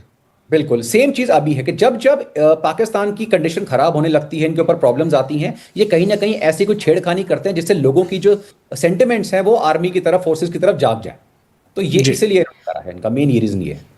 आगे क्या लगता है कितने दिन ये जंग चल सकती है? क्या इसका परिणाम निकलेगा? कितने दिन में निकलेगा? और क्या होगा? रिजीम चेंज होगी तो भारत पर क्या असर पड़ेगा? रिजीम चेंज का भारत पर डायरेक्टली कोई इतना मेजर इम्पैक्ट नहीं होने वाला, क्योंकि चाहे हम शाह की जो फैमिली के रिलेशंस की बात करें, चाहे हम करंट रिजीम की बात करें, ये इंडिया के साथ इनके रिलेशन काफ़ी अच्छे रहे हैं। काफ़ी पुराने और सिविलाइजेशनल रिलेशंस हैं हमारे ईरान के साथ, कोई आज के नहीं हैं। तो हमारे को डायरेक्टली कुछ भी नहीं होने वाला, क्योंकि जो ट्रेड है आने वाले समय में, जो इकोनॉमिकल प्रोग्रेस है, वो भारत जैसी कंट्री को नकार के तो आप वैसे भी आज के समय में नहीं कर सकते, स्पेशली जब आपके इतनी पास कोई नेबरिंग कंट्री है जहाँ से आपका ट्रांसपोर्ट कॉरिडोर पूरा निकल रहा है। तो उसके स्टेप्स तो इंडिया ने ऑलरेडी लिए हुए हैं। हाउएवर अगर हम इस कितना एस्केलेट होगा इस समय बहुत मुश्किल है कहना। लास्ट 2-3 हफ्ते तो कम से कम एक्सपेक्टेड है कि 2 हफ्ते से पहले तो ये नहीं रुकने वाला। लेकिन अगर ये और एस्केलेट होता तो फिर जो कोलेटरल डैमेज है, जो आप लाइव जा रही हैं इसमें, वो बहुत ज़्यादा बढ़ सकती है। जी, बंकर बस्टर बॉम्ब था जो लास्ट टाइम ईरान ने इसराइल पर दागा था, जिसमें कहा गया हॉस्पिटल के पास में, जिसमें शायद कैजुअलिटी भी हुई थी। ईरान ने ऐसा क्लेम किया, इसराइल ने उस कैजुअलिटी को सिर्फ सिंगल नंबर दिया। वो बम के वापस इस्तेमाल होने की पॉसिबिलिटीज़ है, क्योंकि ऐसा हुआ था वर्ल्ड वॉर 2 के बाद, वो पहली बार किसी ने किसी के ऊपर दागा था। देखिए, बंकर बस्टर बॉम्ब्स का एक बहुत स्पेसिफिक रीज़न होता है कि हम उस बॉम्ब को यूज़ क्यों कर रहे हैं, क्योंकि वो जो बॉम्ब है वो अर्थ के बहुत नीचे जाकर पेनिट्रेट कर जाता है। बहुत अगर कोई सिक्योर्ड इंस्टॉलेशन है और ज़मीन के नीचे है, उसको पेनिट्रेट करके वहाँ पे फिर वो ब्लास्ट होता है। अब उसको यूज़ करने का लॉजिक करंट सिनेरियो में अभी तक नज़र नहीं आ रहा, क्योंकि अगर ऐसा अटैक करना होता उनकी न्यूक्लियर साइट पे, तो एक ना एक अटैक न्यूक्लियर साइट पे इस तरह का होता। लेकिन इनका एम आप देखें, इन्होंने सारे जो मेजर सिटीज़ हैं तेहरान में, मेजर एरियाज पे अटैक करे हैं। प्रेसिडेंट के आसपास 7 अटैक्स हुए हैं। तो इनका एम ही रेजीम चेंज है, इनका न्यूक्लियर एम नहीं है। आपके इनको पता है कि वो न्यूक्लियर जो इनकी पावर है वो अभी तक चेक में है पिछली बार के अटैक के बाद। तो इस समय बंकर बस्टर बॉम्ब्स का डायरेक्ट यूज होना काफी अनलाइकली है, अंटिल अनलेस कि कोई न्यूज आती है कि हाँ ऐसा भी कुछ सीक्रेट वेपन है या कुछ है, तो यस दोबारा वो कर सकते हैं। अभी ये आप फाइटर पायलट रहे हैं, कितना मुश्किल होता है वॉर जोन में एक फाइटर पायलट के लिए जाना? जैसे कि इजराइल से कोई फाइटर पायलट गए होंगे ईरान में, या एयरक्राफ्ट करियर से वहाँ गए होंगे, तो इस सिचुएशन में फाइटर पायलट के सामने क्या चैलेंज होते हैं? देखिए, वॉर्स हमेशा चैलेंजिंग है, साइकोलॉजिकली भी, फिजिकली भी। It's very very demanding.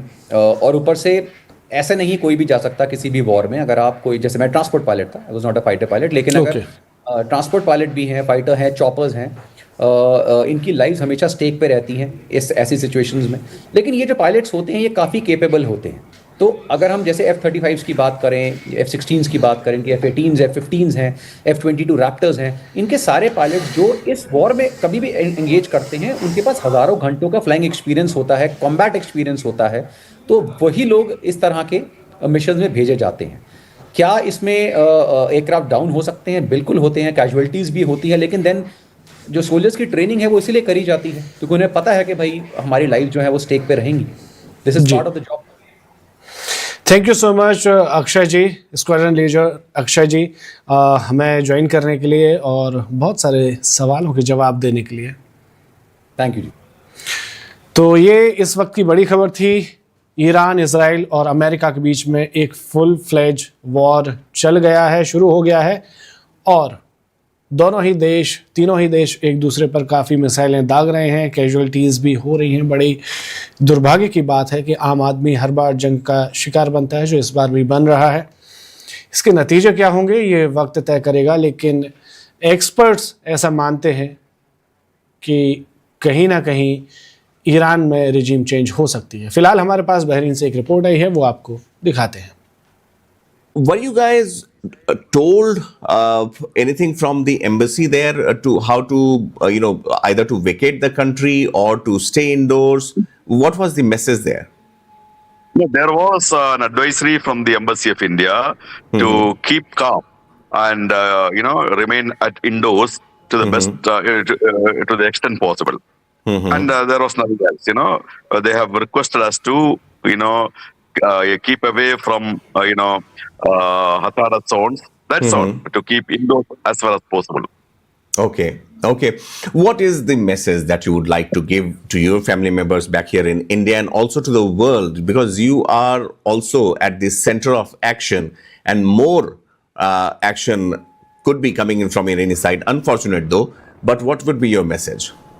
No, I will tell you one thing. I am staying in Bahrain for the last 35 years. This country is a very peace-loving country, and I don't expect things to escalate in the tension between Iran and the Gulf state. Bahrain keeps a very friendly attitude towards all the neighboring states. The reported attack is of the naval base, U.S. naval base, not focused at Bahrain. It's on a naval base. Okay, and I don't think it will escalate as far as Bahrain is concerned. Right. Also, are you in touch with maybe family members or friends who are living in that Middle Eastern region, be it Oman, be it Jordan, for that matter, Abu Dhabi, Qatar, Saudi? Yes. Many people are calling me because I am the Loga Kerala Sabha member. That is a government of Kerala's, outreach program. So many people are calling, and we know the situation in the Middle East. This has happened before also, Kuwait war time, and there were instances of similar incidents in the past. But we normally we don't think this time this will escalate. People are not very panicked. But having seen the news in the televisions, there are so many calls from India. They are definitely panicked. But here, situations very calm. To the best of my knowledge, because Bahrain is a very small country. It's a very small country. We are all staying in almost the same area. We are in contact with our friends, relatives. Everybody is safe, as far as I know. Right. Also, you mentioned that you're getting calls from several society members from across the Gulf and Middle Eastern region. What was the general perception, though, Mr. Pillai, before this happened? Was it almost certain that it will happen? No, we never expected this. To be very frank with you, we never expected this. How long have you been living in Bahrain, sir? 35 years. 35 years. Bahrain otherwise hasn't entered in any sort of conflict, but we have seen it in the past also that it has been the recipient of a reflected wrath coming in from adversary countries. What is the Bahraini government stand in anticipation to these attacks? Any message from the government itself that people need to leave or people need to stay underground or overground? No, the government also has issued, some advisories to keep indoors as far as possible. That's it. And keep away from the roads, busy roads. Because in case of any emergencies, ambulance, police vehicles have to travel. So they have given advisory that, just keep away from the busy track. That's all. Okay. And if we have to reach, if people have to reach out to their family members in Bahrain, any phone number or any contact number or any email where they can, follow? Yeah, there is Indian Embassy. They can go to the site of the Embassy of India, Bahrain. They have a counter. They will give you all the feedbacks. Okay. And sir, since you have been living in Bahrain for 35 years, I'm sure, the second generation also must have come there. And their association and their understanding that why the world is on a brink of possibly another world war sort of scenario. But how do they see these things? Do they see it from your perspective, or do they have their own view, the younger generation that you are parenting there? No, the younger generations, as far as I know, they are not bothered about these incidents. I am two grown-up children, married children, and they don't. They are not very much bothered about all these things. Everybody, actually, they are worried to some extent that this will this can hamper their peaceful living. But as a long time resident in Bahrain, I don't think the things will escalate in this part of the country, in this part of the Gulf region. But Right. maybe between Iran and Israel, definitely there are rising tensions. But Bahrain, to the best of my understanding, is safe. Very safe. Right. Mr. Pillai, thank you so much for speaking to One India. We wish you, your family members, your team members, and the people of Bahrain a very safe and a secure weekend there. Thank you so much for speaking to us. Thank you so much, sir. Thank you so much, sir. Thank you. A short time ago, the United States military began major combat operations in Iran. Our objective is to defend the American people by eliminating imminent threats from the Iranian regime, a vicious group of very hard, terrible people. Its menacing activities directly endanger the United States, our troops, our bases overseas, and our allies throughout the world. For 47 years, the Iranian regime has chanted death to America and waged an unending campaign of bloodshed and mass murder, targeting the United States, our troops, and the innocent people in many, many countries. Among the regime's very first acts was to back a violent takeover of the U.S. Embassy in Tehran, holding dozens of American hostages for 444 days. In 1983, Iran's proxies carried out the Marine barracks bombing in Beirut that killed 241 American military personnel. In 2000, they knew and were probably involved with the attack on the USS Cole. Many died. Iranian forces killed and maimed hundreds of American service members in Iraq. The regime's proxies have continued to launch countless attacks against American forces stationed in the Middle East in recent years, as well as U.S. naval and commercial vessels in international shipping lanes. It's been mass terror, and we're not going to put up with it any longer. From Lebanon to Yemen and Syria to Iraq, the regime has armed, trained, and funded terrorist militias that have soaked the earth with blood and guts. And it was Iran's proxy, Hamas, that launched the monstrous October 7th attacks on Israel, slaughtering more than 1,000 innocent people, including 46 Americans, while taking 12 of our citizens hostage. It was brutal, something like the world has never seen before. Iran is the world's #1 state sponsor of terror, and just recently killed tens of thousands of its own citizens on the street as they protested. It has always been the policy of the United States, in particular, my administration, that this terrorist regime can never have a nuclear weapon. I'll say it again, they can never have a nuclear weapon. That is why in Operation Midnight Hammer last June, we obliterated the regime's nuclear program at Fordow, Natanz, and Isfahan. After that attack, we warned them never to resume their malicious pursuit of nuclear weapons, and we sought repeatedly to make a deal. We tried. They wanted to do it. They didn't want to do it. Again, they wanted to do it. They didn't want to do it. They didn't know what was happening. They just wanted to practice evil. But Iran refused, just as it has for decades and decades. They've rejected every opportunity to renounce their nuclear ambitions, and we can't take it anymore.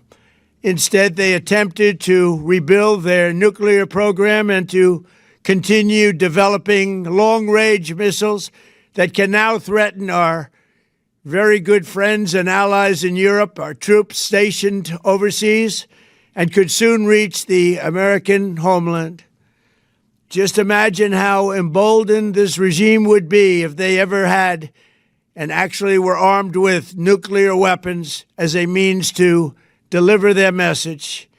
For these reasons, the United States military is undertaking a massive and ongoing operation to prevent this very wicked, radical dictatorship from threatening America and our core national security interests. We are going to destroy their missiles and raise their missile industry to the ground. It will be totally, again, obliterated. We're going to annihilate their Navy. We're going to ensure that the region's terrorist proxies can no longer destabilize the region or the world and attack our forces and no longer use their IEDs or roadside bombs, as they are sometimes called, to so gravely wound and kill thousands and thousands of people, including many Americans. And we will ensure that Iran does not obtain a nuclear weapon. It's a very simple message. They will never have a nuclear weapon. This regime will soon learn that no one should challenge the strength and might of the United States Armed Forces. I built and rebuilt our military in my first administration, and there is no military on earth even close to its power, strength, or sophistication. My administration has taken every possible step to minimize the risk to U.S. personnel in the region. Even so, and I do not make this statement lightly, the Iranian regime seeks to kill. The lives of courageous American heroes may be lost, and we may have casualties. That often happens in war. But we're doing this not for now. We're doing this for the future, and it is a noble mission. We pray for every service member as they selflessly risk their lives to ensure that Americans and our children will never be threatened by a nuclear-armed Iran. We ask God to protect all of our heroes in harm's way, and we trust that, with His help, the men and women of the armed forces will prevail. We have the greatest in the world, and they will prevail. To the members of the Islamic Revolutionary Guard, the armed forces, and all of the police, I say tonight that you must lay down your weapons and have complete immunity, or, in the alternative, face certain death. So, lay down your arms. You will be treated fairly with total immunity, or you will face certain death. Finally, to the great, proud people of Iran, I say tonight that the hour of your freedom is at hand. Stay sheltered. Don't leave your home. It's very dangerous outside. Bombs will be dropping everywhere. When we are finished, take over your government. It will be yours to take. This will be probably your only chance for generations. For many years, you have asked for America's help, but you never got it. No president was willing to do what I am willing to do tonight. Now you have a president who is giving you what you want. So let's see how you respond. America is backing you with overwhelming strength and devastating force. Now is the time to seize control of your destiny and to unleash the prosperous and glorious future that is close within your reach. Were you guys told anything from the embassy there to how to, either to vacate the country or to stay indoors? What was the message there? No, there was an advisory from the Embassy of India to keep calm and, remain indoors to the best, to the extent possible. And there was nothing else, They have requested us to, keep away from, hazardous zones. That's all, to keep indoors as far as possible. Okay. What is the message that you would like to give to your family members back here in India and also to the world? Because you are also at the center of action, and more action could be coming in from Iranian side. Unfortunate though, but what would be your message? No, I will tell you one thing. I am staying in Bahrain for the last 35 years. This country is a very peace-loving country, and I don't expect things to escalate in the tension between Iran and the Gulf state. Bahrain keeps a very friendly attitude towards all the neighboring states. The reported attack is of the naval base, U.S. naval base, not focused at Bahrain. It's on a not naval base. Okay, and I don't think it will escalate as far as Bahrain is concerned. Right. Also, are you in touch with, maybe family members or friends who are living in that Middle Eastern region, be it Oman, be it Jordan, for that matter, Abu Dhabi, Qatar, Saudi? Yes. Many people are calling me because I am the Loga Kerala Sabha member. It's a government of Kerala's, outreach program, So many people are calling, and we know the situation in the Middle East. This has happened before also, Kuwait war time, and there were instances of similar incidents in the past. But we normally we don't think this time this will escalate. People are not very panic. But having seen the news in the televisions, there are so many calls from India. Definitely they are panic, but here situations very calm to the best of my knowledge, because Bahrain is a very small country. It's a very small country. We are all staying in almost the same area. We are in contact with our friends, relatives. Everybody is safe, as far as I know. Right. Also, you mentioned that you're getting calls from several society members from across the Gulf and Middle Eastern region. What was the general perception, though, Mr. Pillai, before this happened? Was it almost certain that it will happen? No, we never expected this. To be very frank with you, we never expected this. How long have you been living in Bahrain, sir? 35 years. 35 years. Bahrain otherwise hasn't entered in any sort of conflict, but we have seen it in the past also that it has been the recipient of a reflected wrath coming in from, adversary countries. What is the Bahraini government stand, in anticipation to these attacks? Any message from the government itself that people need to leave or people need to stay underground or overground? No, the government also has issued, some advisories to keep indoors as far as possible. That's it, and keep away from the roads, busy roads, because in case of any emergencies, ambulance, police vehicles have to travel. So they have given advisory that just keep away from the busy track. That's all. Okay, and if we have to reach, if people have to reach out to their family members in Bahrain, any phone number or any contact number or any email where they can, follow? Yeah, there is Indian Embassy. They can go to the site of the Embassy of India, Bahrain. They have a counter. They will give you all the feedbacks. Okay, and sir, since you have been living in Bahrain for 35 years, I'm sure the second generation also must have come there.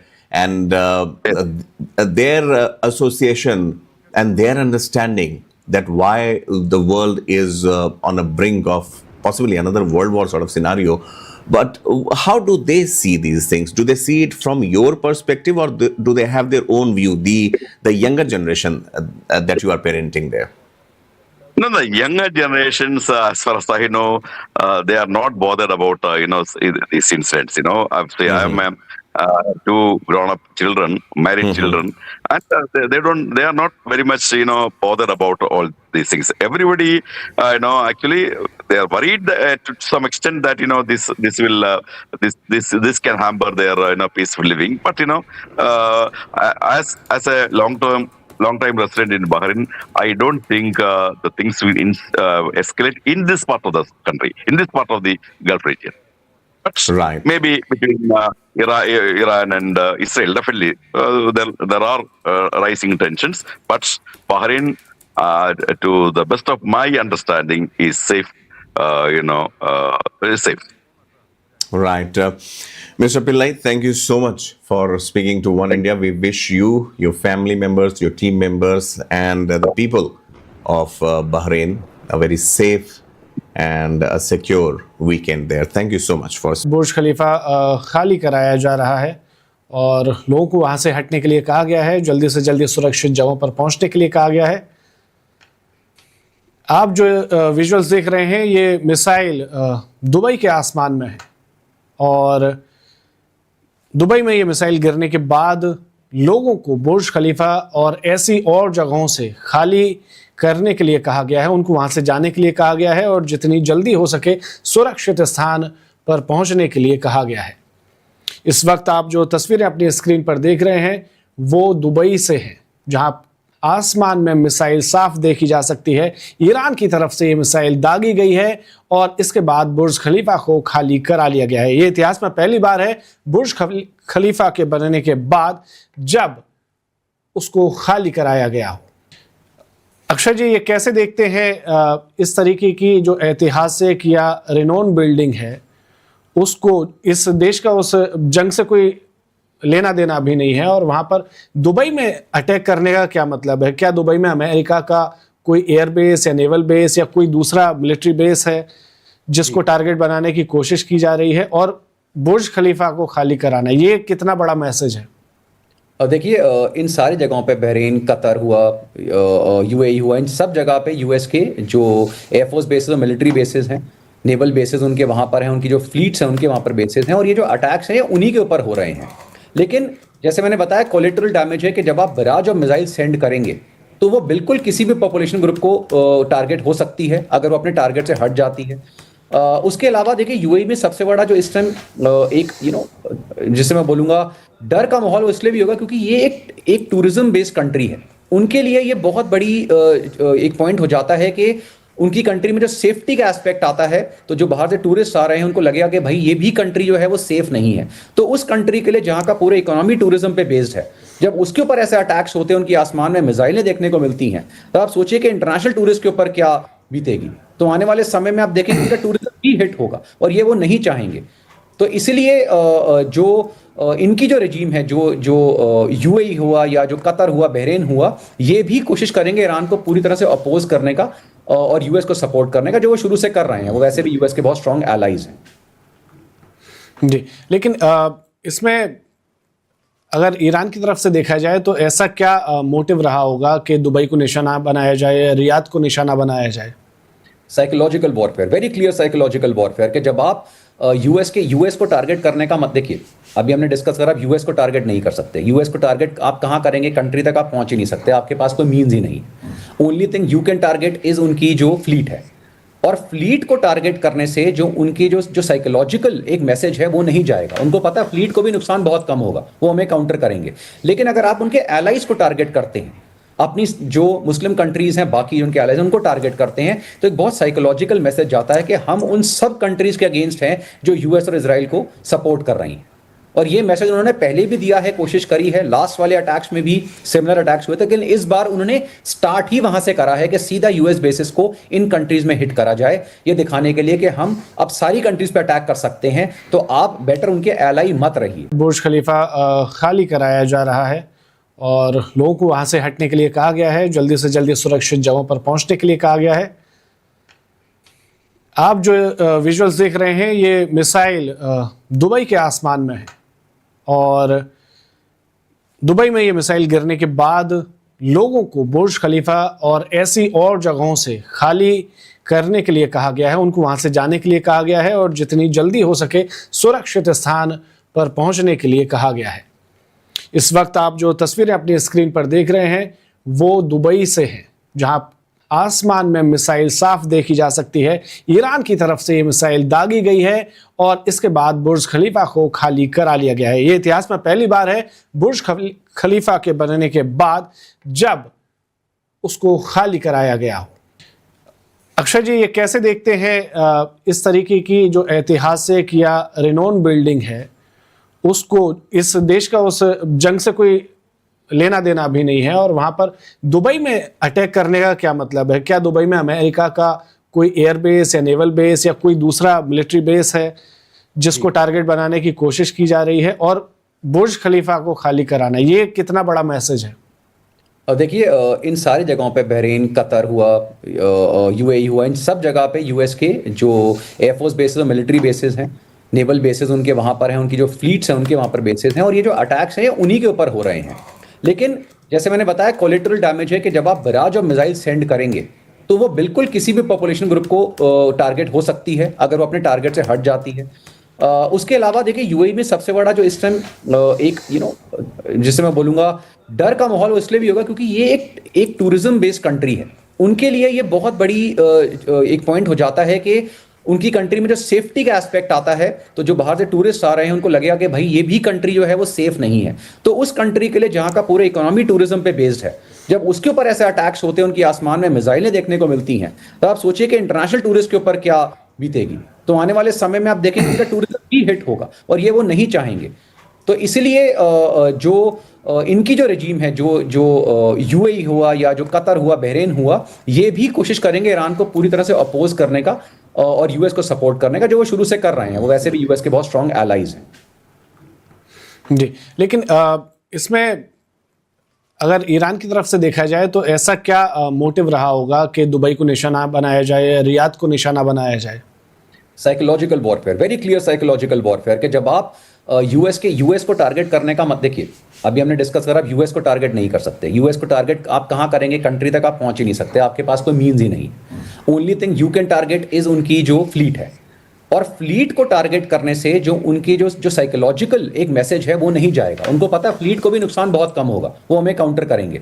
लेकिन अगर आप उनके allies को target करते हैं, अपनी जो Muslim countries हैं, बाकी उनके एलाइज उनको टारगेट करते हैं, तो एक बहुत साइकोलॉजिकल मैसेज जाता है कि हम उन सब कंट्रीज के अगेंस्ट हैं जो यूएस और इजराइल को सपोर्ट कर रही हैं।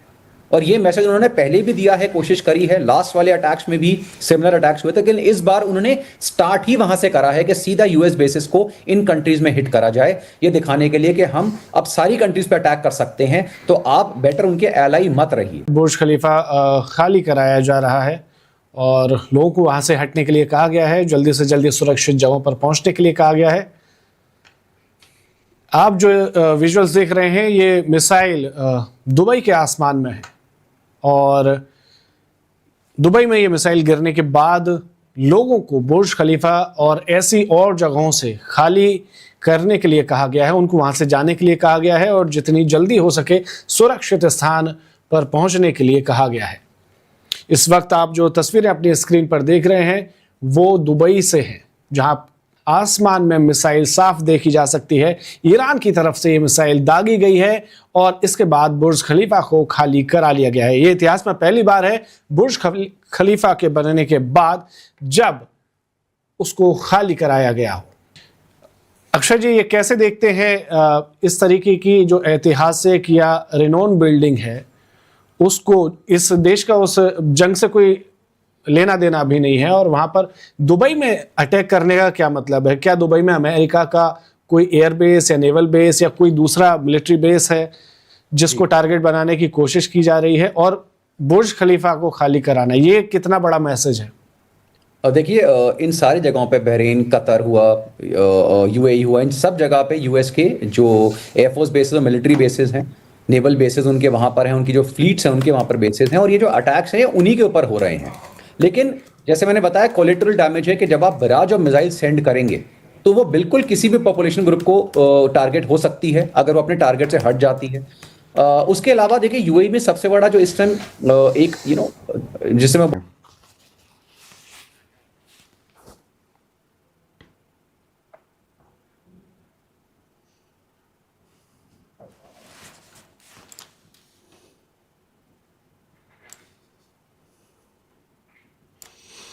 All right, there you heard it. The attacks in Dubai are also continuing, and we are joined by Vlada Galan, who is currently in Dubai. Vlada, thank you so much for speaking to One India. And Vlada is from Oracle Advisory Group, a common face, a regular face on One India, plus on several other national and international news media outlets. So Vlada, you mentioned that you are in Dubai and Burj Khalifa is right outside your window. We hear that it has been evacuated.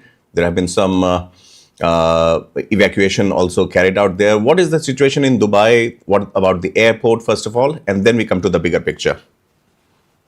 Well, the situation in Dubai is stable, but I was shocked. There is no real military infrastructure here, any bases of any kind in Dubai. So I was quite shocked as I was driving today and got word that an incoming missile strike was coming into Dubai that was shot over the Dubai. I actually have a tourist in town, a friend who's visiting, who was in the Burj Khalifa during that time, and they did evacuate a large part of that building. But the situation here is stable. It seems like Abu Dhabi has more of the attacks, but it was truly surprising and shocking to see them targeting Dubai, which really doesn't have any bases of any kind, and that was surprising. Right, let us see. I mean, what we have seen is in a matter of 8 hours now, considering that around 10 o'clock Indian Standard Time, it all started this morning. This is 6:30 p.m. here right now. In 8 hours, it has spiraled out of the geographical boundaries where the actual war happened, the action happened. We knew it, that Iran, without any logistical support to hit the mainland US, would be attacking these areas. Donald Trump, knowing for a fact that this will happen, this recoil effect will happen, do you believe his choice of attack of this kind was correct? Because last time we spoke, we were hoping that some kind of Venezuelan sort of action will be there. I believe that they executed the attack that they thought would get the job done. And so far, I believe it's 5 key figures of the Iranian regime that they have managed to take out so far. And they're still working on the main others, including Khamenei himself, of course. Certainly, we would have loved to see a very clean, isolated version of the attack, but you had so many and figures involved that this is the kind of strike that they had to take on. Now, what is important is that this stays isolated. And I know the entire region is really concerned about that and really wants to stay isolated. And so I think this is escalating really heavily when it comes to Israel. I have family now. I've just seen the map. There are dozens and dozens of incoming attacks into Israel, all central Israel. So it's escalating. There's definitely retaliation. We're going to see more retaliation to the Persian Gulf states, whether it's Bahrain, whether it's Abu Dhabi. But I think that this will stay isolated. Worst case scenario, the United States stays active over the next couple weeks or days, and it stays there. I don't see this as a long-term conflict. All right. Stay with us, Vlada. I would just quickly like to remind our viewers that Oneindia is bringing the continuous coverage of this attack and war that has broken out between US and Iran. And experts might be divided on their opinion, but the latest which is coming is that 40 people have died in Iran at a school complex where the attack happened. The local news outlet IRNA has reported it. Vlada Galan, who joins us as a geopolitical expert, is coming from Oracle Advisory Group. Vlada, you have seen the anticipation and the preparation building up, which was not just deterrence, it was some sort of incoming action that the world was meant to see. In the month of Ramadan, an attack on Iran, projectiles flying all over, above several Islamic nations. Do you think this consideration should have taken into account? I actually think it was taken into account, and I think that the U.S. government saw this as an opportunity to strike because it felt that they would least expect it at that time.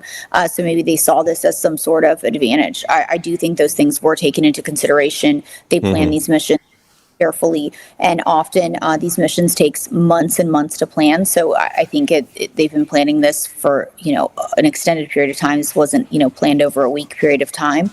This mission is really difficult to plan because it's really hard to infiltrate the ideologically influenced circle around Khamenei. It's very hard to spies in that circle. It's much easier when it came to Maduro because people in that circle could be infiltrated to pass information. It's very different when they're operating on radical ideology. And so you saw this mission take a longer time to plan because I think they were having a harder time collecting intelligence within that inner circle. Right, Vlada, some of the experts are divided on the opinion that even during Barack Obama times or his predecessors, Iran had been an irritant for the United States, but things had not come to such a pass. Now with Donald Trump at the helm of affairs and his record of stopping wars and not igniting new ones, this time around, it is being said that he has done it for his good friend Benjamin Netanyahu. How correct is that?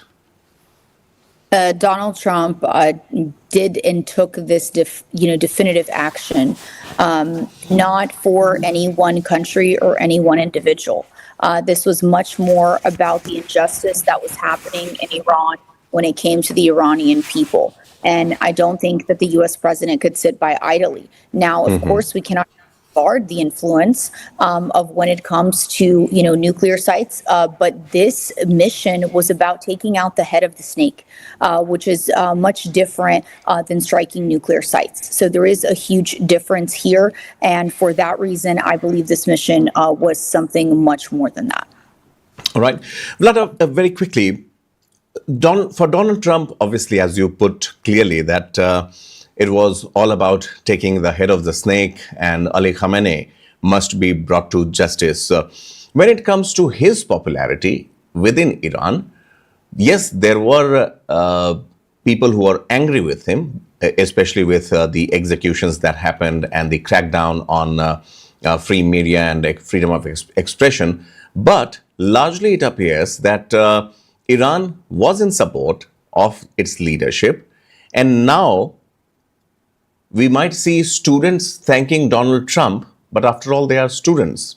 If we take a wholesome view, then it appears that Iran is feeling betrayed and cheated, and now it has been attacked. So the support towards Khamenei has increased all the more. How would this pan out? Well, I'd be very interested to see the psychological research. I do a lot of survey research in various countries all over the world, and one of the problems that like Iran is that many people are scared to really state their opinion about the government, and they're scared for retaliation and scared for what might happen. If the majority of the country was truly in support of someone like Khomeini, you wouldn't have tens of thousands of people protesting on the streets of the country in such large numbers for such long extended periods of time. So I don't believe that the majority, of the nation, I think it, could be slightly inaccurate to say the majority of the people were in support of the government. I don't believe that. Not to mention how radically different the leadership of Khomeini was in erasing the identity of the Iranian people, whether it's language or religion, and the list goes on. And I think many, adapted, and many others did not and fought back. And we've seen protests that have erupted there over the years of the attacks on women, what they've done to protesters, how gruesome and brutal they are. They're complete disruption for human rights. And so I think that we're going to see a lot more unfold over the coming days and hear from the people of Iran, but nothing over the last couple months and weeks has been stated more than the fact that the Iranian people are seeking freedom. And they've made that known, even despite the fact of facing severe state violence. And so I think we'll see that and their responses in the coming weeks and months. Right. So, Vlada, NATO bases in Kuwait, then Bahrain, Saudi Arabia, and then other places in the Middle East. What message do you think would have gone out to these friendly nations for United States before the attack? Does United States or the Department of Defense or Pentagon inform them? Or is it just a common understanding that in case of attack, the U.S. military assets should be prepared this way? Any information on that? Yes. So the United States Department of War does send out a warning to the bases. Some of the bases that are seen as high-risk targets are evacuated as needed, and excluding critical personnel. You also have Patriot missile systems that have been activated across bases that have countered some of those offenses. But I'm sure you saw the buildup on a lot of those bases over the last few months leading into this, and especially weeks. We saw that a lot of the different defense systems were activated on the bases, so they were absolutely preparing for there to be significant movement in the region. It became very clear there was going to be a U.S. attack, and those bases were prepared, whether it was bases in the Persian Gulf. I know bases in Jordan and Prince Abdul base in Saudi Arabia. All of those bases were activated, but just in the last 24 hours, an alert did go out to the bases in the Persian Gulf. Right. Also, Vlada, if we have to zero down upon 3 to 4 key reasons why this attack has happened. We spoke about the cultural emancipation of Iranian people. We also talked about the uranium enrichment and use of nuclear weapons or developing it. But if you were Donald Trump, what must have been on the top of his mind to press that attack button and go for the whole hog? Well, you have to look at it as a trifecta. And first and foremost, Khamenei has been the spearheading terrorist operations all over the world and funding them. He's a terrorist with and that's a main kind of determination when it comes to something like this, that no longer could the United States sit by idly. Now you add into that, trifecta, what is going on with uranium enrichment and their desire to have a nuclear weapon. You add in people like Tucker Carlson that have said, well, maybe it's not the worst thing in the world if Iran has a nuclear weapon.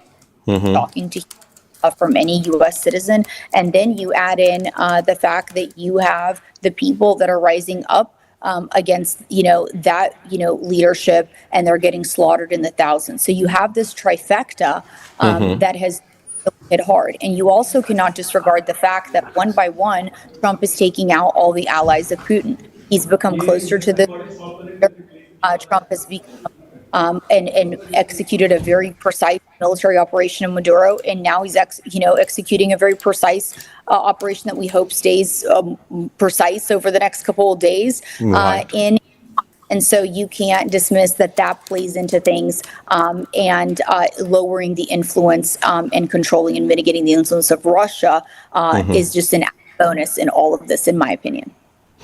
Right, Vlada. I have 2 more questions for you, Vlada. Then I would definitely let you go. You are in Dubai, and the situation unfolding in Dubai as of now, be it the airport, which is the world's busiest airport, which I believe has been closed as of now, and so are the airspaces also. I have 2 questions for you. The first one is, I have the comments from Donald Trump, which he made very clearly, and this time around, Donald Trump chose, I think, to go with the teleprompter. He did not want his words to be taken otherwise. He was very clear, very to the point. He said, lay down your weapons or face certain death. In case the weapons are laid down, then there will be immunity. He also says he will destroy Iran's entire missile industry and missile infrastructure will be obliterated, and the Navy and no nuclear weapons could be ever made by Iran. He also mentioned this mission serves the future, not present. I think Donald Trump was, this time around, the wholesome speech, well-rounded speech, where he tried to cover all the bases so that he shouldn't be seen as an aggressor. And if people say that Donald Trump had a list of wars that he had stopped, do you think he also has a list of wars that he wants to begin, or maybe aggression, starting with Venezuela? Mexico was in shivers. Then it fell in line, and now Iran. Well, we can't look at Venezuela as a war. It was a targeted operation, and the country's been stable since. There's been further instability, and nothing further has taken place. But it is to be seen what happens next in Venezuela. If we look at Iran, of course, right now, it looks like it's unfolding into some sort of conflict. I think you're going to have something that's going to be very targeted, kind of like the very short strike that was executed previously. And that is again as well. But I think at times you have to have an intervention to prevent something much worse in the.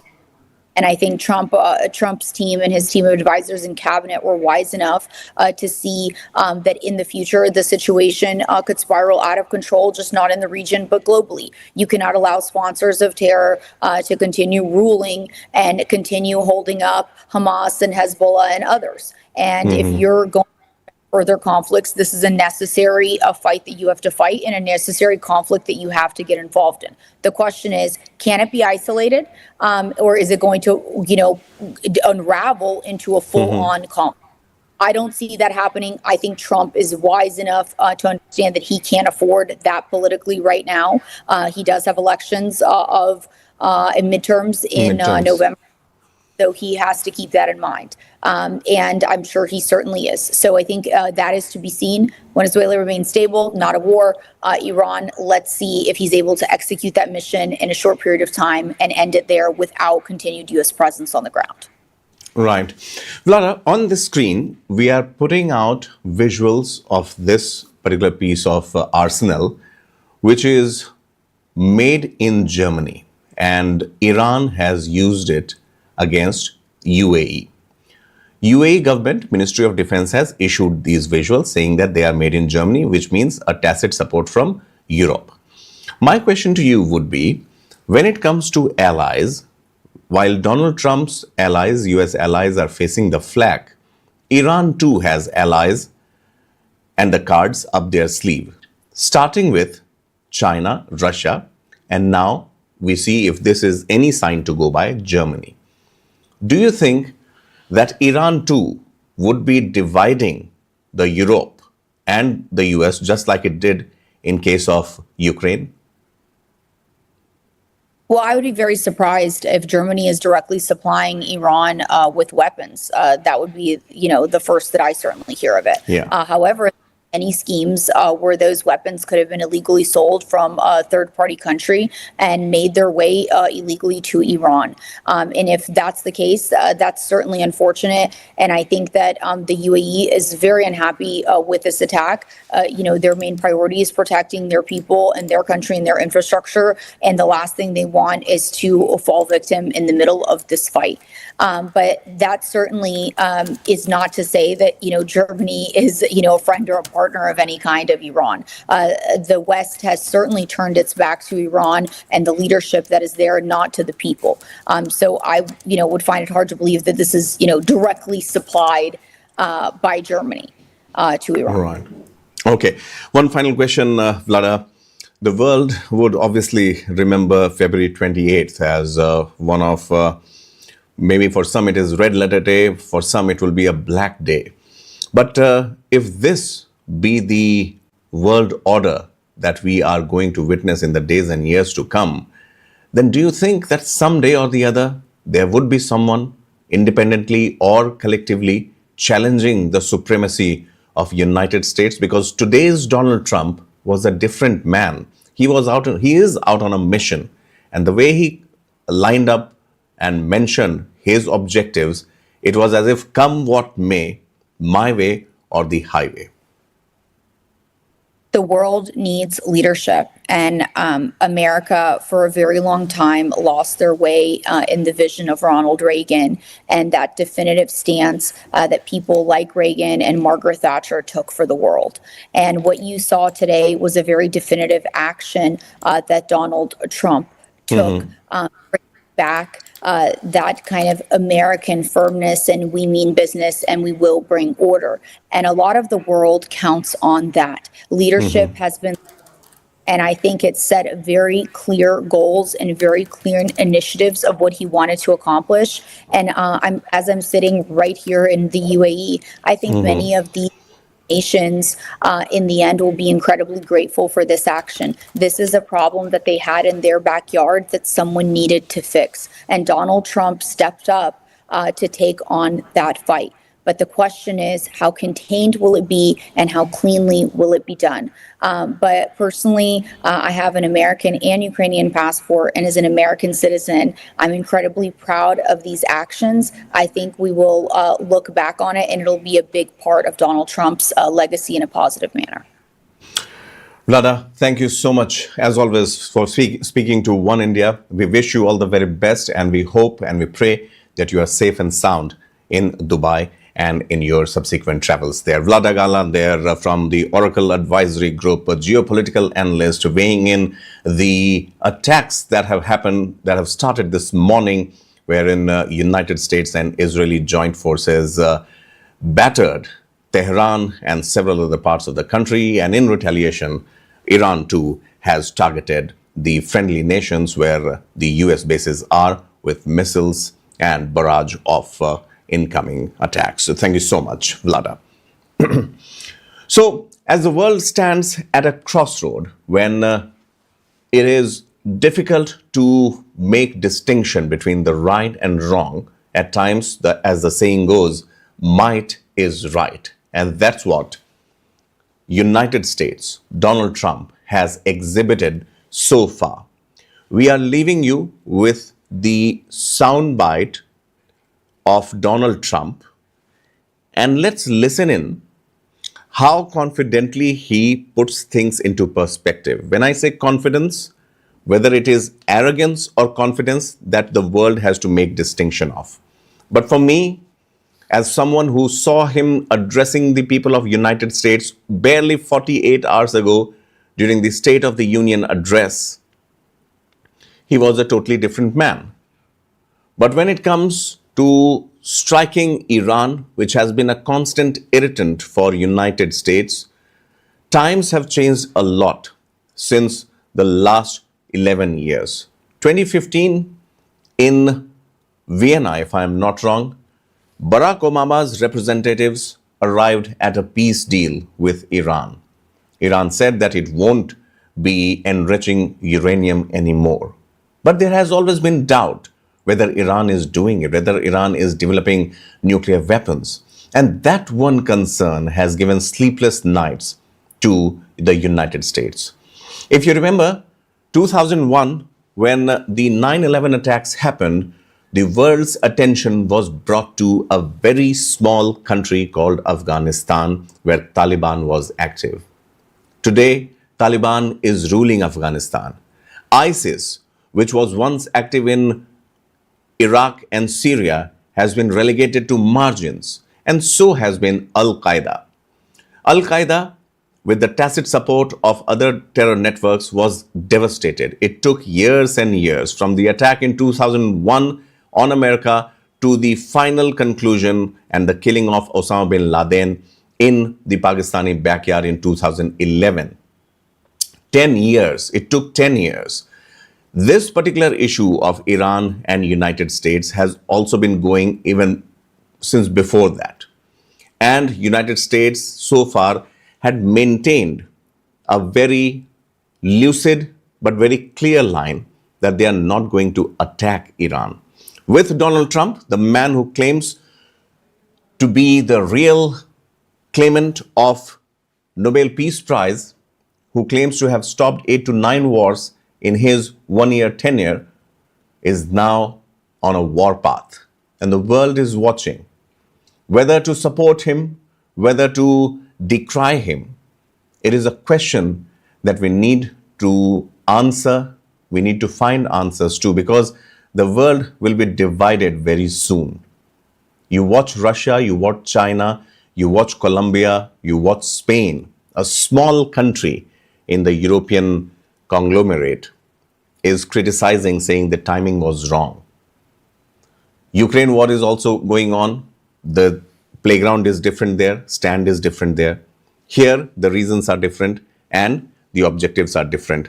But which is the right reason? Which is the reason that will help this world go seamlessly from one era to other? We leave you with Donald Trump's own words and mark his expressions and also mark his conviction as a man who has been meandering in his thoughts over war, over peace. But here, this man seems to be pretty much ready to weigh in his chances. This is the moment for action. Do not let it pass. May God bless the brave men and women of America's armed forces. May God bless the United States of America. May God bless you all. Thank you.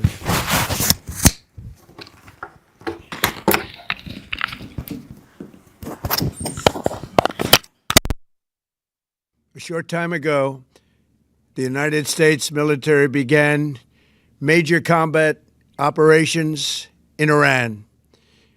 Our objective is to defend the American people by eliminating imminent threats from the Iranian regime, a vicious group